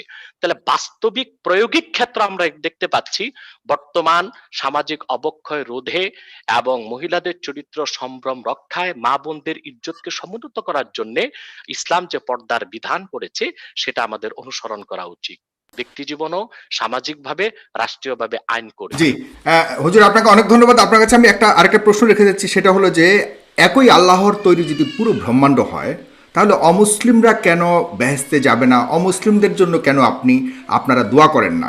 সেক্ষেত্রে আপনি কিছু বলবেন। আমি জাফরুল্লাহ স্যার আপনার কাছে যাচ্ছি। আপনি এতক্ষণ অনেক কথা শুনলেন। আপনার কাছে আমি আরেকটি প্রশ্ন রেখে আপনি অন্যান্য প্রশ্ন যুক্ত করবেন। সেখানে আমি বলতে চাই যে বাংলাদেশের আলেমরা কিন্তু বাংলাদেশে খিলাফত প্রতিষ্ঠিত করবার জন্য আন্দোলন করে যাচ্ছে। সেটারই একটি অংশ হিসেবে এই যে বিভিন্ন ধরনের আমরা এখন মুভমেন্ট দেখতে পাচ্ছি, ভাস্কর্য থেকে শুরু করে অন্যান্য বিষয়গুলো এখানে আসছে। আপনি কিভাবে দেখেন, এই খিলাফত প্রতিষ্ঠিত হবার কোনো সুযোগ রয়েছে, বা আপনার ব্যক্তিগত মতামত জানতে চাই। সেটা আমি একটা পয়লা বলতে চাই, যে প্রশ্নটা আব্বাসী সাহেবকে জানতে চাই, প্রশ্ন করতে চাই না। বোরখা বা পর্দা প্রথাটা কোন সনে প্রথম প্রতিষ্ঠিত হয়েছিল? পয়লা আমি বলে দিই, কোরআনের প্রত্যেক সূরা তো একবারে আসে নাই, এক এক সময় এক একটা করে এসছেন। সামাজিক প্রফেট আমাদের রাসূলুল্লাহ এক একটা সমস্যায় পড়েছেন, খোদার ইবাদতে বসতেন, খোদা তাকে নির্দেশ দিয়েছেন, তার একটা উত্তর কোরআনে এসছে বিভিন্ন এক এক সময়, তো একবারে অবতীর্ণ হয়নি। ঠিক সেই জন্য জানতে চাই আমি, পর্দাটা ঠিক কখন, কোন পরিপ্রেক্ষিতে, কোন অবস্থার প্রেক্ষিতে, কত সনে অবতীর্ণ হয়েছে এবং সেটা কি ছিল। তারপরে আমি যে তাতে আসতে চাই, যে উনি ওই কথাগুলি যে অন্যান্য হুজুরকে এই উত্তরটা দিবে, এখনই দিবে? যে স্যার আপনি কি বলছেন, এখনই দিবে নাকি আরো কয়েকটা প্রশ্ন আপনাকে আমি করেছিলাম সেগুলো নিয়েই কথা করতে পারে? কারণ ওনার তো একটা সুবিধা আছে, উনি ওয়াইজ মাহফিল করে বেড়ান, মানুষকে হেদায়েত করে বেড়ান, খুব সুললিত ভাবে, খুব ভাবে কনভিন্সিং ওয়েতে, সেটা সেই সব একটা এইটা আমি সেই সময় যাবো না। তবে উনার এইসব প্রশ্নটা সত্যি কথাই বলেছেন। অন্যান্য ধর্মে এই হেদায়েত করে বেড়ানোর ব্যাপারটাকে স্যার আপনি কিভাবে দেখেন ব্যক্তিগতভাবে? ওটা একটা ওয়াজগুলিকে কিভাবে দেখেন? না আমি যেমন মনে করি অন্য কাহিনী, ওনারা অনেকগুলি, উনি তো অত্যন্ত জ্ঞানী মানুষ, লেখাপড়া, কিন্তু অনেক মৌলভী সাহেবই যেমন আরবি বলতে গিয়ে উর্দু বলতে থাকেন, একটা কল্পিত কাহিনী বলতে থাকেন। তো সেই সবের আলাপে আমরা যাব না আজকে। আজকে আমি যেখানে যেতে চাই, যে উনি কিন্তু সঠিক বলেছেন অন্যান্য ধর্মগ্রন্থে, সেই একটা কথা হলো অন্যান্য ধর্মগ্রন্থগুলি কি খোদা দেওয়া? ওটা বিধাতা বা খোদা, ঈশ্বর, ভগবান ও তাদের প্রদত্ত না, অন্য ধর্মগ্রন্থগুলি মানুষের সৃষ্টি? এটা একটা আমার সবসময় জানার ইচ্ছা। সেটা এই হিন্দুরা কি বা অমুসলিমরা কি খোদা তৈরি করেন নাই? যদি খোদা তৈরি করবেন তাহলে এই ভিন্নতা কেন দিয়েছেন? তাদেরকে আমাদের জন্য বেহেশত নাজিলের ব্যবস্থা তাদের উনিই তৈরি করলেন অমুসলমান করে। আমি তো ইচ্ছা করে অমুসলমান হইনি, তাহলে আমার জন্য এই ব্যবস্থা কেন? এটাকে হিন্দুদের পুরো জন্মের বিষয়টা, মানে আপনি কি হিন্দুদের কথাই বলছেন নাকি পূর্ণ আরো অনেক অনেক ধর্ম তো রয়েছে তাদের, যে কোনোটাই, মানে অমুসলিমদের কথা যদি বলি, অমুসলিমদের কথা বলছি। অমুসলিমদের তো খোদাই তৈরি করেছেন, জি, তাদের একটা ভিন্ন ভগবান বা ঈশ্বর করে নাই। আল্লাহর এই ইচ্ছার কারণটা কি, এটার কোনো উত্তর আছে কিনা আমি জানি না বলে আমার সবসময় আগ্রহ হয়। সেই জন্য আমি বলি যে কোনো মুসলমানের অধিকার নাই একটা অমুসলিমকে খুন করা, ডায়ট করা, তাকে বঞ্চিত করা, কারণ তারাও খোদারই সৃষ্টি বলে আমি মনে করি। সে আমার আল্লাহর উপরে তার কোনো আল্লাহ নেই, তাহলে কি আরেকটা আল্লাহ আছেন যারা অমুসলমানদের বানিয়েছেন? এই বিষয়টা যদি উনি একটু করেন তাহলে ভালো হবে। আর তৃতীয়ত, যেখানে উনার সাথে আমি সম্পূর্ণ, উনি একদম প্রত্যেকটা খাঁটি কথা বলেছেন, মেয়েদের সম্পত্তির অধিকার, ভোটের অধিকার ইত্যাদি সবকিছু মুসলমানরা আগে করেছে। ইসলামের সবকিছু, এই ব্যাপারে কোনো সন্দেহ নেই, কোনো বিতর্কের প্রয়োজন নেই। কিন্তু উনি যত কথাই বলুক, আমার মেয়েটা আমার ছেলেটার সমান পাবে না। কারণ উনি যত সব দিয়েছেন এটা একটা ইমোশনাল। উনি বিজ্ঞানের কথা বললো, এটা বিজ্ঞানসম্মত না, এটা নীতিগত না। উনার যদি একটা মেয়ে থাকে, উনার সম্পত্তিটা অন্যরা পেয়ে যায়, উনার ভাইরা, এটাই বা কেন? আজকে যেখানে যে সমস্যাটা কোথায় হচ্ছে, এই সমান না হওয়ার ফলে, আমি যেটা দেখি ঢাকা শহরে একজনের বাড়ি আছে, 3টা বাড়ি আছে ধানমন্ডিতে, 3টা বাড়ি আছে। সুতরাং আমাদের ধর্মীয় মতে মেয়েটা একটা পাবে, ছেলেটা 2টা পাবে। কিন্তু ছেলেটা কি করে, এই 3 বাড়ির 3 কোণার থেকে অংশ দিয়ে দেয়। ফলে তাকে মেয়েটাকে আমি ডিপ্রাইভ করছি। এটা কখনোই হতে পারে নীতিগত ভাবে, বিজ্ঞান বা কথা নয়। আমার মেয়েটা কেন সমান পাবে না? আমি এটা নিয়ে একবার আলোচনা করার জন্য আল আজহার ইউনিভার্সিটি গিয়েছিলাম। সেখানে আমি যখন WHO এইসব কাজকর্ম করতাম, তো আলেকজান্দ্রিয়াতে যখন গেছি, আমি কায়রোতে গেছি, সেখানে তারা আমাকে যেটা বলেছিলেন, জ্ঞান মুক্তিরা, ওনারা বলেছিলেন যে সেই কালে যেটা আমাদের আব্বাসী সাহেব বলেছেন, যে সময় মানুষকে মেরে ফেলা হতো, যেই সময় মেয়েকে নানা অপবাদ দেওয়া হতো, সেই জায়গায় ইসলামের চেয়ে বড় সুযোগ সুবিধা কেউ দেয়নি। এটা একদম অ্যাবসলিউটলি রাইট কথা বলেছেন। কিন্তু তখনকার দিনে ওই প্রেক্ষিত থেকে নিয়ে মেয়েকে 1 ভাগ সম্পত্তি দেওয়া বিরাট অ্যাডভান্সমেন্ট, এই ব্যাপারে কোনো সন্দেহ নেই। যেখানে মেরে ফেলা হয়তো জন্মের সাথে সাথে বা জন্মের পূর্বে, সেই জায়গায় তাকে হত্যাটাকে, এটা হত্যা বলেছে ইসলাম, অত্যন্ত অনৈতিক বলেছে। সেইটা তো করেছে তার জীবিত রাখার জন্য। উনি তো সুসুরা দিয়েই বলেছেন যে এটা সুসংবাদ, একটা কন্যার জন্ম। সেখানে সেই অবস্থায় সেই 600 খ্রিস্টাব্দে, 600 খ্রিস্টাব্দে মেয়েদেরকে ছেলেদেরকে 2 ভাগ, ওটা হয়তো সঠিক ছিল। কিন্তু আজকে ইসলাম যেহেতু, ইসলামকে যদি এটা করে সবকিছু অপরিবর্তিত, আমার আপত্তিটা বা আমার বোঝার অসুবিধাটা হলো সবকিছু কোরআন নিয়ে আমি তর্ক করা যাবে না, কারণ আমি তো ওনার মতো পণ্ডিত মানুষরা কোরআনের করতে পারি না। আমার দাদি হাফেজ ছিলেন, উনি কোরআন মুখস্থ ছিল, আমাদের তো, আমরা দুর্ভাগ্যবশত সেইটা অর্জন করিনি। সেই তর্কে আমি যেতে পারবো না, যেতে চাইও না। ধর্ম একটা আবেগের বিষয় আছে, যুক্তি। কিন্তু এই মেয়েদের সম্পত্তির ইটাকে চাই।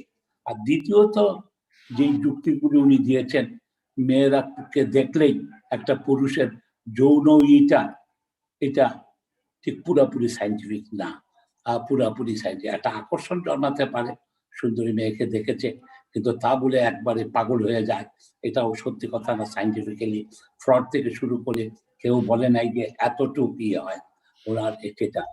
উনি যে একটা উদাহরণ দিয়েছেন এক ব্যক্তির, সেটা আমি দেখিনি। হতেও পারে একটা দুটা উদাহরণ দিয়ে সেটা প্রমাণিত হয় না। একটা দুটা দু চারজন উন্মাদ ব্যক্তিত্ব জন্ম হতেই পারে, উন্মাদ হতেই পারে আজকে সেখানে। তা আমি যেটা জানতে চাই, পর্দাটা কোন সনে এসেছিল, কখন? এটার সাথে রসুল্লাহর যে শেষ বিয়েটা হযরত জয়নাবের সাথে, সেই জাতীয় ঘটনার কোনো সম্পর্ক আছে কিনা মদিনাতে উনার লাস্ট ম্যারেজ? হ্যাঁ স্যার, আপনার এখান থেকে আমি আরেকটা টার্ন যাব, আমরা তৃতীয় টার্নে গিয়ে আমরা আজকের অনুষ্ঠান শেষ করব। সেকেন্ড টার্নে আমি এ পর্যায়ে চেয়েছিলাম যে রাজনীতিটাকে যুক্ত করতে, যে খেলাফত বা ইসলামিক রাজনীতি যেটা আমাদের দেশে করতে চাওয়া। উনাদের আমার মতে এখানে ধর্মকে রাখতে হবে অন্তরে, ধর্মকে রাখতে হবে মসজিদে, ধর্মকে এই করতে হবে, আমাদেরকে বিশ্বাস রাখতে হবে, আল্লাহর প্রতি বিশ্বাস, খোদার যে ভালো জিনিসগুলি বলেছে সেটাকে অনুসরণ করা। কিন্তু কেউ যদি না করে, তাকে ঘৃণা করার অধিকার আমাকে খোদা দেন নাই। সে বেহেশতে যাবে কি না যাবে সেই সব বলারও অধিকার আমার নাই, কোনো মৌলভী সাহেবেরও নাই, আমারও নাই, আলেম সাহেবদেরও নাই। এটা হলো খোদাই তার বিচার করে যার যেটা প্রাপ্য সেটা করে দেন, আখেরের দিনে করবে। কিন্তু এখন আমরা কথায় কথায় যেটাই, তারপরে হলো কি, যে জিনিসটাকে আজকে সবাই ভয় পাচ্ছে কোথায় আমি বলি, আমি কিন্তু ইসলামিক আইন কানুনকে অনেকগুলি জিনিস অত্যন্ত ভালো জিনিস আছে ইসলামে। আমি একজন চিকিৎসক হিসাবে দেখি, আমি যখন মানুষের শরীরের দিকে তাকাই আমি আপ্লুত হয়ে যাই। খোদার সৃষ্টিটাতে একজন ব্যক্তি কোথায় কেউ বসে নিয়ন্ত্রণ করছে আমাদেরকে, এটা না বুঝে উপায় নেই আমি যখন একজন জীববিজ্ঞানী হিসাবে। কিন্তু অনেকগুলি ব্যাপারে যেখানে আছে, এটা আমার মনে হয় কি ইমোশনালি আমাদের কাছে, আলেম সাহেবরা, আরবিটা যেহেতু আমাদের ভাষা না, আমরা নিজেরা পড়তে পারি না। উনি যেমন অনেকগুলি সূরা পরপর বলে গেলেন, আমি তো একটাও বলতে পারলাম না।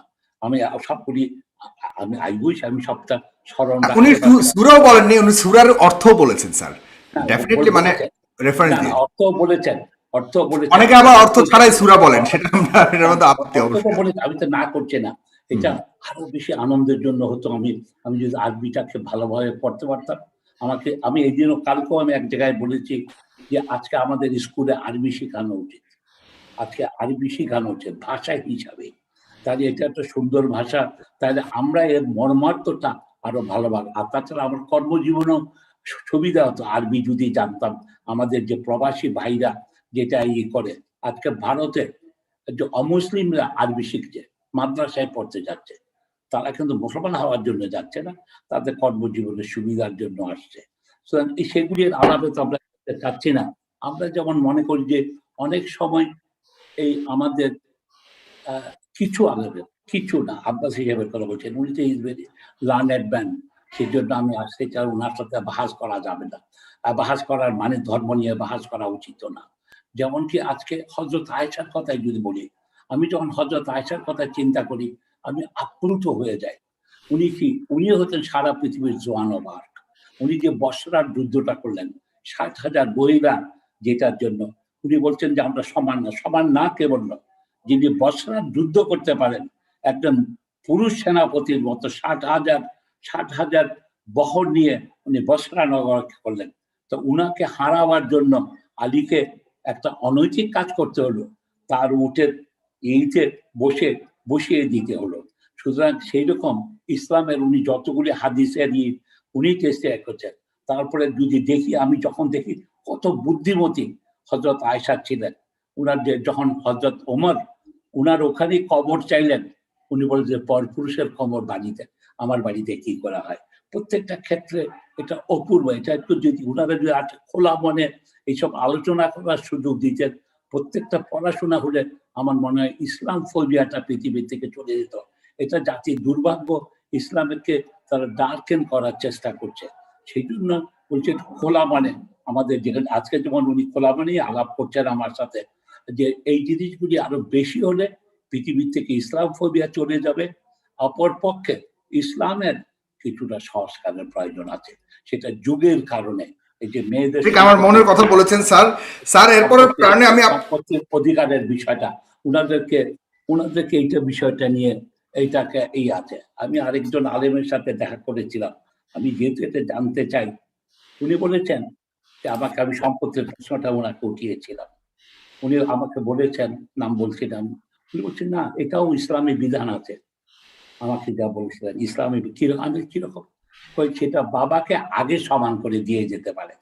বাবা যদি আগেই সমান দিয়ে যায়, শুনছেন আব্বাসী সাহেব? জি স্যার শুনছে স্যার। আমি যে বলছি, উনি আমাকে বলেছিলেন যে ইসলামী শরীয়তে আমি, আমার মেয়েটা একবার পাবে, ছেলেটা দুবার। ইনফ্যাক্ট আমার একটা ছেলে একটা মেয়ে আছে। অবশ্য আমার কোনো সম্পত্তি নেই, কারণ আমি সোশ্যালিস্ট। আমি কোনো সম্পত্তিতে বিশ্বাস করি না, আমার নেই। কিন্তু এইখানে আপনার সম্পত্তি নাই মানে স্যার, আপনার তো গণস্বাস্থ্য কেন্দ্র থেকে শুরু করে অনেক সম্পদ। আমার সম্পত্তি নাই, এটা একটা ওয়াকফ সম্পত্তি। আমি তার একজন ট্রাস্টি।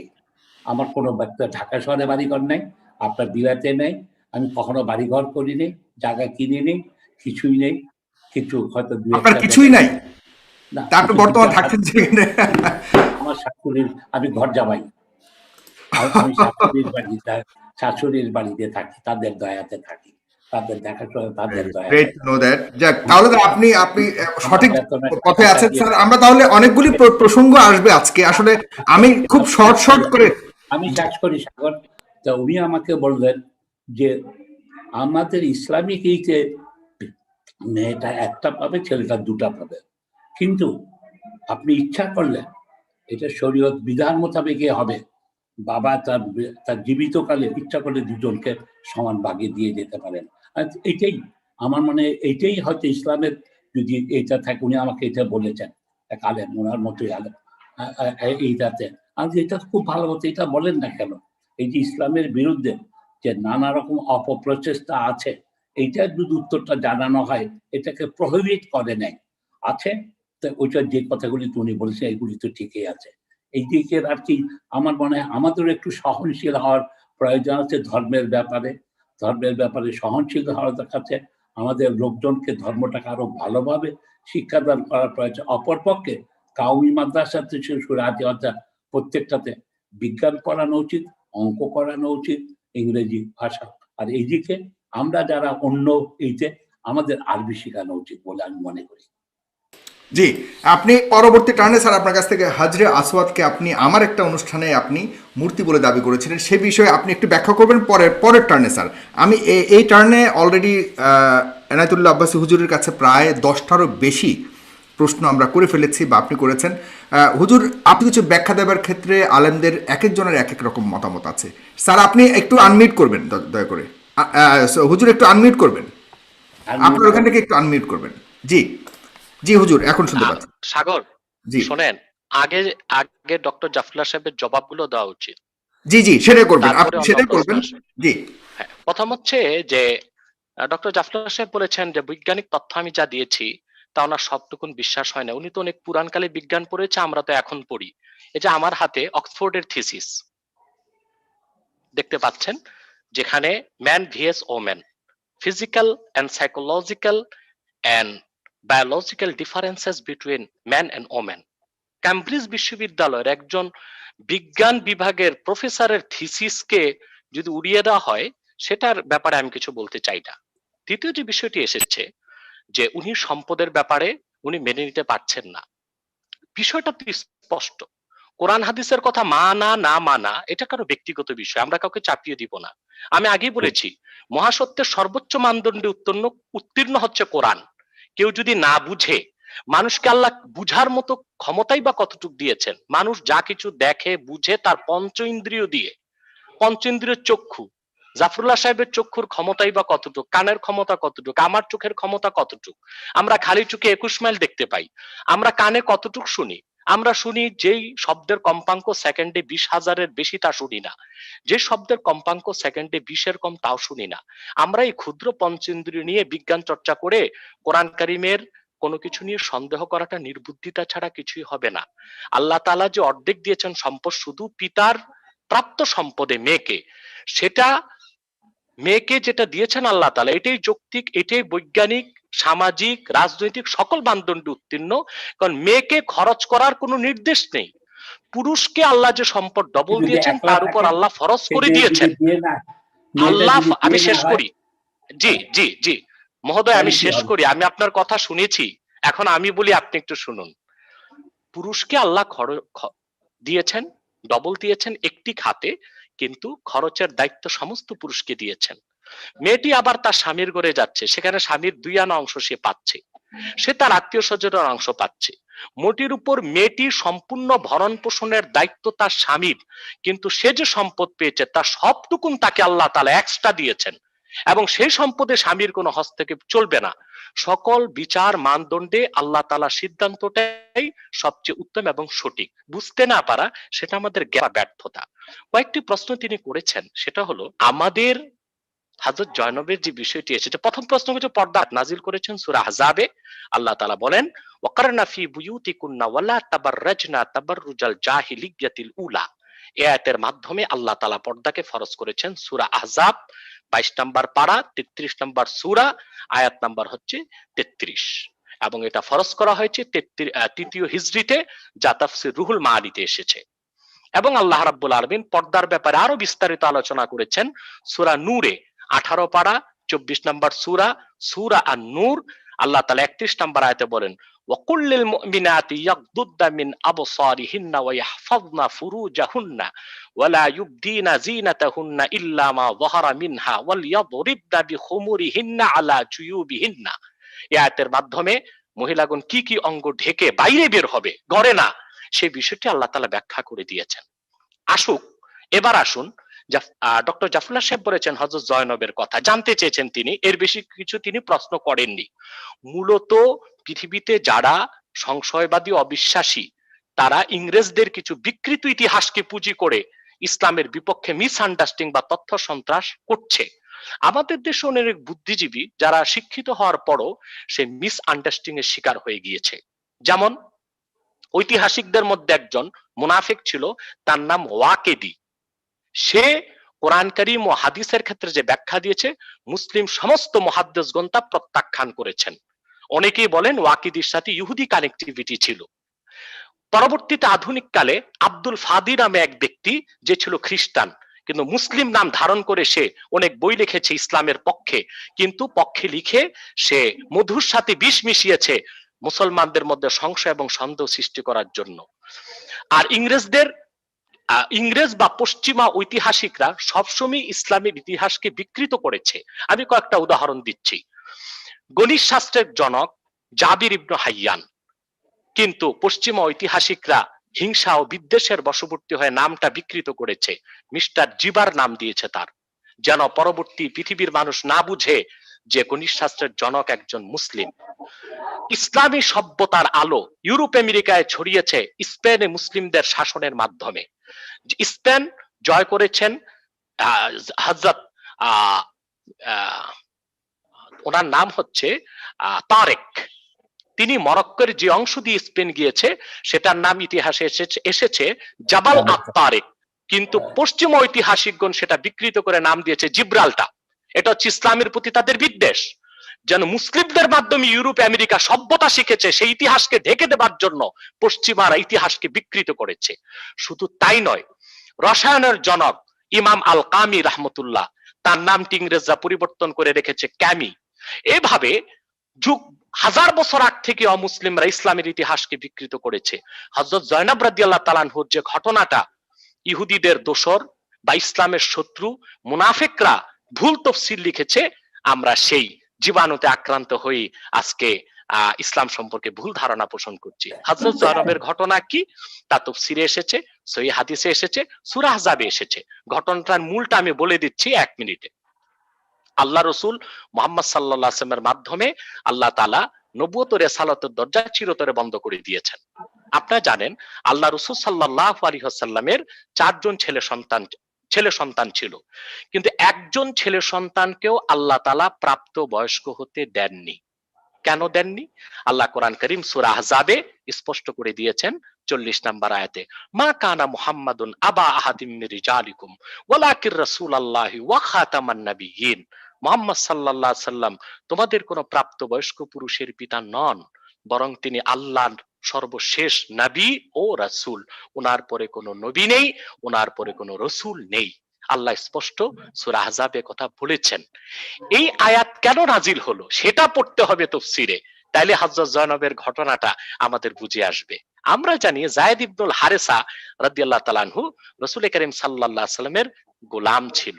আল্লাহ রাসূল সাল্লাল্লাহু আলাইহি সাল্লাম তাকে আযাদ করে দিয়েছিলেন এবং তাকে ছেলের মতো স্নেহ করতেন। হযরত জায়েদের কাছে হযরত জয়নবের বিয়ে হয়েছিল। হযরত জয়নব ছিলেন কুরাইশ বংশের মেয়ে, উচ্চ বংশের সম্ভ্রান্ত মেয়ে। মোটেও তিনি খুব একটা খুশি ছিলেন না হযরত জায়েদের মতো একজন গোলামের কাছে বিয়ে বসে। কিন্তু রাসূল করিম সাল্লাল্লাহু আলাইহি সাল্লাম, ইসলামে কোনো শ্রেণীবিন্যাস নেই, কোনো ক্লাসিফিকেশন নেই, কোনো সাদা নাই কালো নেই, কোনো বংশমর্যাদার মূল্য নেই। তার জন্য কুরাইশ বংশের মেয়ে হযরত জয়নবকে হযরত জায়েদের আয়াতের ব্যাখ্যায় ইবনে আব্বাস রাদিয়াল্লাহু তাআলা আনহুমা ব্যাখ্যা করেছেন, রাসূলুল্লাহ চাচাতো ভাই যিনি রাইসুল মুফাসসিরিন, সকল মুফাসসিরদের মাথা বলা হয়, লা জাআলতু লাহু ইবনান ইয়াকুনু বাদাহু নবী। আল্লাহ তাআলা বিশ্ববাসীকে এটাই বুঝিয়েছেন, যদি আমার নবী মুহাম্মদ সাল্লাল্লাহু আলাইহি জীবিত রাখতাম, যাকে আমি মুহাম্মদ সাল্লাল্লাহু আলাইহি ওয়াসাল্লামের পরে নবী বানাতাম। যেহেতু আদম সৃষ্টির আগে আমার গৃহীত সিদ্ধান্ত এটাই, কোন পালিত পুত্র পুত্র নয়, ছেলে নয়। মুখে বলা ছেলে কোনোদিন ছেলে হতে পারে না, তা প্রমাণ করার জন্যই পরবর্তী ঘটনাগুলো হয়েছে।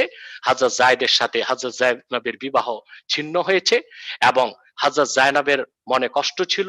হযরত জায়নবের পক্ষ থেকে রাসূলুল্লাহর কাছে প্রস্তাব করা হলো। হযরত জায়েদ নিজ মনে খুশি মনে সেপারেশনকে মেনে নিয়েছেন। পরবর্তীতে রাসূল করিম সাল্লাল্লাহু আলাইহি ওয়াসাল্লাম হযরত জায়নবকে বিয়ে করেছেন। এটা একটি স্পষ্ট বিষয়, সুস্পষ্ট ইতিহাস, যা হাদিস শাস্ত্রে স্পষ্ট রেফারেন্সের সাথে এসেছে, কোরআন কারীমের সমস্ত নির্ভরযোগ্য তাফসীরের মধ্যে এসেছে। এই ইতিহাসটিকে ইহুদি ও তাদের সাথে কানেক্টিভিটি আছে যারা, তারা বিকৃত করার চেষ্টা করেছে। আল্লাহ তাআলা হযরত জায়নবের বিয়ের মাধ্যমে এটাই প্রমাণ দিয়েছেন যে মুহাম্মদ সাল্লাল্লাহু আলাইহি ওয়াসাল্লামের কোনো ছেলে সন্তান নেই। জায়েদ, যেটাকে মুখ বলা ছেলে সন্তান বলা হতো, সে ছেলে সন্তান নয়। এটা হচ্ছে আল্লাহ তাআলার মাকসাদ। তারপর আমাদের সম্মানিত গণস্বাস্থ্যের পরিচালক ডক্টর জাফর সাহেব বলেছেন মায়েশা রাদিয়াল্লাহু তাআলা আনহার কথা। এখানেও ইতিহাস বিকৃত হয়েছে। মায়েশা রাদিয়াল্লাহু তাআলা আনহা যুদ্ধের নেতৃত্ব দেননি। খোলাফায়ে রাশিদিনের ক্ষেত্রে কি হয়েছে, ইতিহাস কি বলে? আমরা কাদের ইতিহাস পড়ি? মিস্টার হিট্রির ইতিহাস পড়ি। মিস্টার হিট্রি ছিল ইংরেজ, তার ইতিহাস পড়বো কেন? আমরা কার্লাইল এবং বার্নার্ড শোর ইতিহাস পড়বো কেন? আমার কাছে ইতিহাস আছে ইসলামের ইতিহাস, আল বেদায়া ওয়ান নেহায়া, যেটা ইবনে কাসির লিখেছেন। তারিখে দামেস্ক 80 খণ্ডে লেখা ইতিহাস, ইবনে আসাকিরের ইতিহাস, ইবনে খুলদুন সমাজ বিজ্ঞানের জনক যাকে বলা হয়, ওয়াফিয়াতুল আয়ানের লেখক। এই ইতিহাসগুলো পড়তে হবে খোলাফায়ে রাশিদিনের সঠিক ইতিহাস জানার জন্য। খোলাফায়ে রাশিদিনের সময় আবু বকর রাদিয়াল্লাহু তাআলা আনহু, ওনার স্বাভাবিক মৃত্যু হয়েছে। 2 বছর 6 মাস খেলাফতের দায়িত্ব পালন করার পর তিনি জান্নাতবাসী হয়েছেন। হযরত ওমর রাদিয়াল্লাহু তাআলা আনহু, ওনার মৃত্যুর কারণ কি ছিল? সেটা কোনো খেলাফত নিয়ে কোন্দল ছিল না, কোনো ব্যক্তি সংঘাত ছিল না। একজন অগ্নি পূজারীর বিচার করেছিলেন হযরত ওমর রাদিয়াল্লাহু তাআলা আনহু। মুগীরা ইবনে শুবা রাদিয়াল্লাহু তাআলা আনহুর গোলামির বিচার করেছিলেন। বিচারে হেরে যে অগ্নি পূজারী পারস্যবাসী, সে ফজর নামাজ পড়া অবস্থায় হযরত ওমরকে খঞ্জরের আঘাতে শহীদ করেছিল। সেটা খোলাফায়ে রাশিদিনের কোনো দ্বন্দ্ব ছিল না, খেলাফতের কোনো দ্বন্দ্ব ছিল না। হযরত ওমরকে হত্যাকারীকে ধরতে যে মসজিদ নববীতে 7 জন সাহাবী আততায়ীর হাতে নিহত হয়েছিল। পরবর্তীতে ক্ষমতায় খেলাফতের দায়িত্ব নিয়েছেন হযরত ওসমান রাদিয়াল্লাহু তাআলা আনহু। তিনি দায়িত্ব নেওয়ার পর হযরত ওমরের যুগে এক ইহুদি নেতা মুসলমান হয়েছিল, তার নাম হচ্ছে আব্দুল্লাহ বিন সাবা। মূলত সে ছিল মুনাফিক, অর্থাৎ বাহ্যিক মুসলমান হয়েছিল, মূলত সে মুসলিম হয়নি। পরবর্তীতে সিনাই উপত্যকা, মিশরের সিনাই উপত্যকাতে যে আব্দুল্লাহ বিন সাবা একটি ইহুদিদের নিয়ে দল গঠন করেছিল, যাকে ইতিহাসে বলা হয়েছে সাবাই চক্র। এই সাবাই চক্র মদিনা মুনাওয়ারাতে তাদের তৎকালীন বিভিন্ন গোয়েন্দা দালাল, তাদের দোসরদের মাধ্যমে হযরত ওসমান রাদিয়াল্লাহু তাআলা আনহুর বিরুদ্ধে একটি ভুল ধারণা আরবে সৃষ্টি করেছিল, বিশেষ করে আরবের মূল মদিনাতুল মুনাওয়ারাতে। তখন কিছু মুসলমান বিদ্রোহের কারণে হযরত ওসমান রাদিয়াল্লাহু তাআলা আনহুর বিরোধিতা করেছিল। হযরত ওসমান রাদিয়াল্লাহু তাআলা আনহুর বাড়ি 22 দিন ঘেরাও করে রাখা হয়েছিল। কি মুসলমানের কি দাবি ছিল? আব্দুল্লাহ বিন সাবা, ইহুদি সাবাই চক্র এটাই প্রচার করেছিল মুসলমানদের কাছে যে হযরত ওসমান রাদিয়াল্লাহু তাআলা আনহু সঠিকভাবে খেলাফতের দায়িত্ব পালন করছেন না। মুসলমানরা তখন জবাবদিহিতার জন্য হযরত ওসমানের অপসারণ চেয়েছিল, হযরত ওসমানকে অবরুদ্ধ করেছিল। হযরত আলী রাদিয়াল্লাহু তাআলা আনহু ওনার 2 সন্তান হাসান হোসেনকে তরবারি দিয়ে হযরত ওসমানের দরজায় দাঁড় করিয়ে দিয়েছিলেন, তোমাদের জীবন থাকতে যেন হযরত ওসমানের কোনো ক্ষতি না হয়। পিছন দিক থেকে বিদ্রোহীরা এসে হযরত ওসমানকে শহীদ করেছিল। হযরত ওসমানের শাহাদাতকে কেন্দ্র করে হযরত আলী এবং দামেস্কের শাসক হযরত মুয়াবিয়ার সংঘাত শুরু হয়েছিল। হযরত মুয়াবিয়া রাদিয়াল্লাহু তাআলা আনহু মিসআন্ডারস্ট্যান্ডিং ছিল, তার ভুল বুঝাবুঝি ছিল।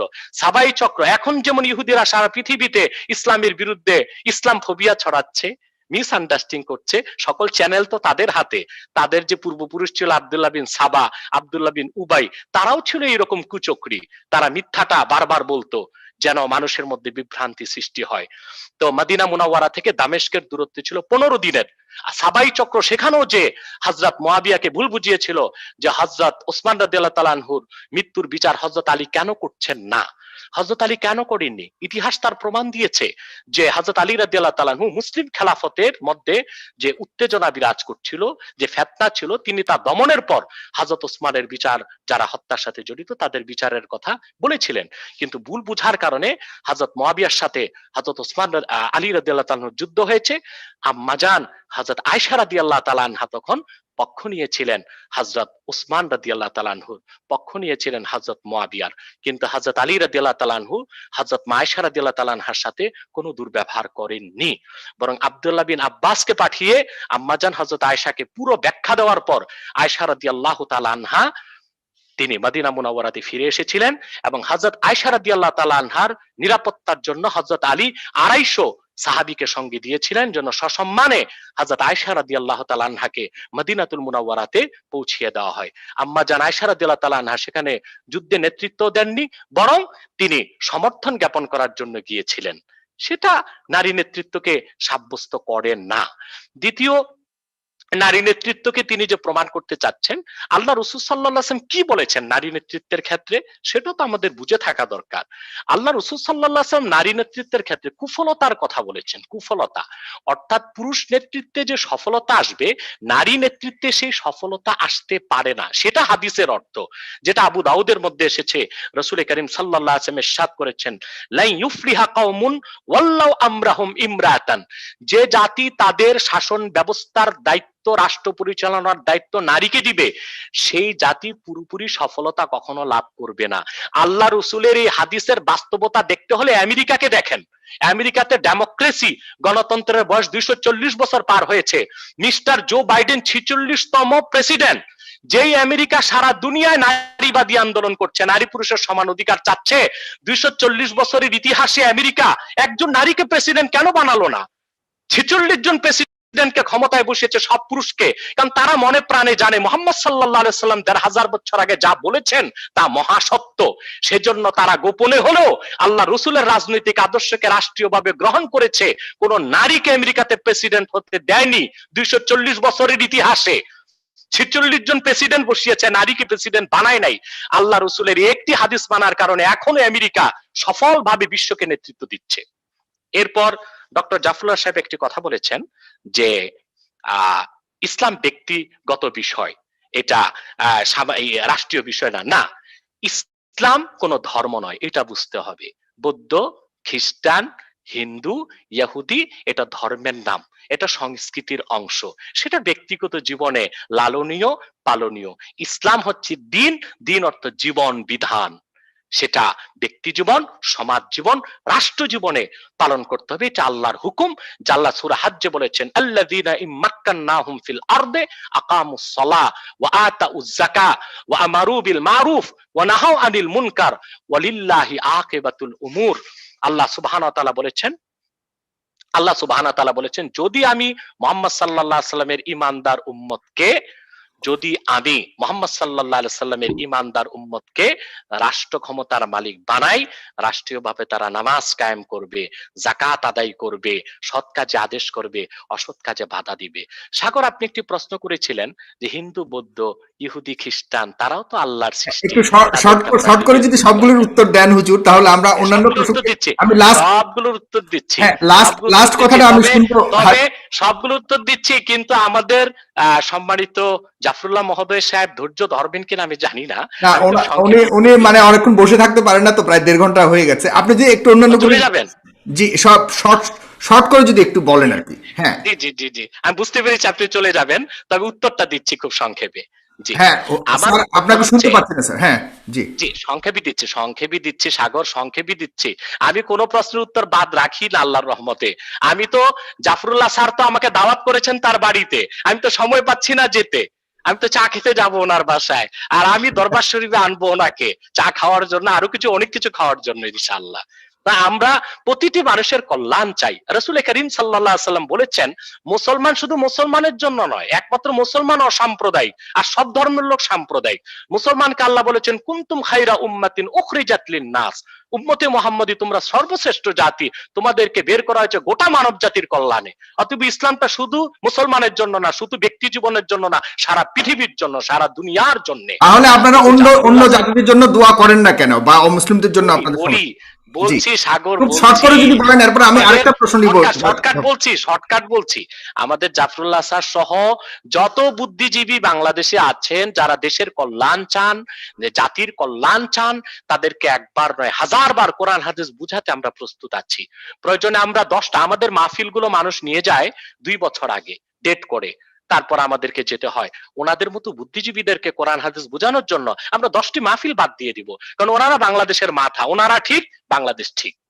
আমি যেটা বলছি যে আমরা অমুসলিমদের জন্য দোয়া করি, কে বলেছে দোয়া করি না? আমরা প্রত্যেক দোয়াতে বলি, আল্লাহ পৃথিবীর সকল মানুষের জন্য ইসলামের দরজাকে উন্মুক্ত করে দাও, পৃথিবীর প্রতিটি মানুষকে হেদায়েত করে। দোয়া তো আমরা করি না, কে বলেছে?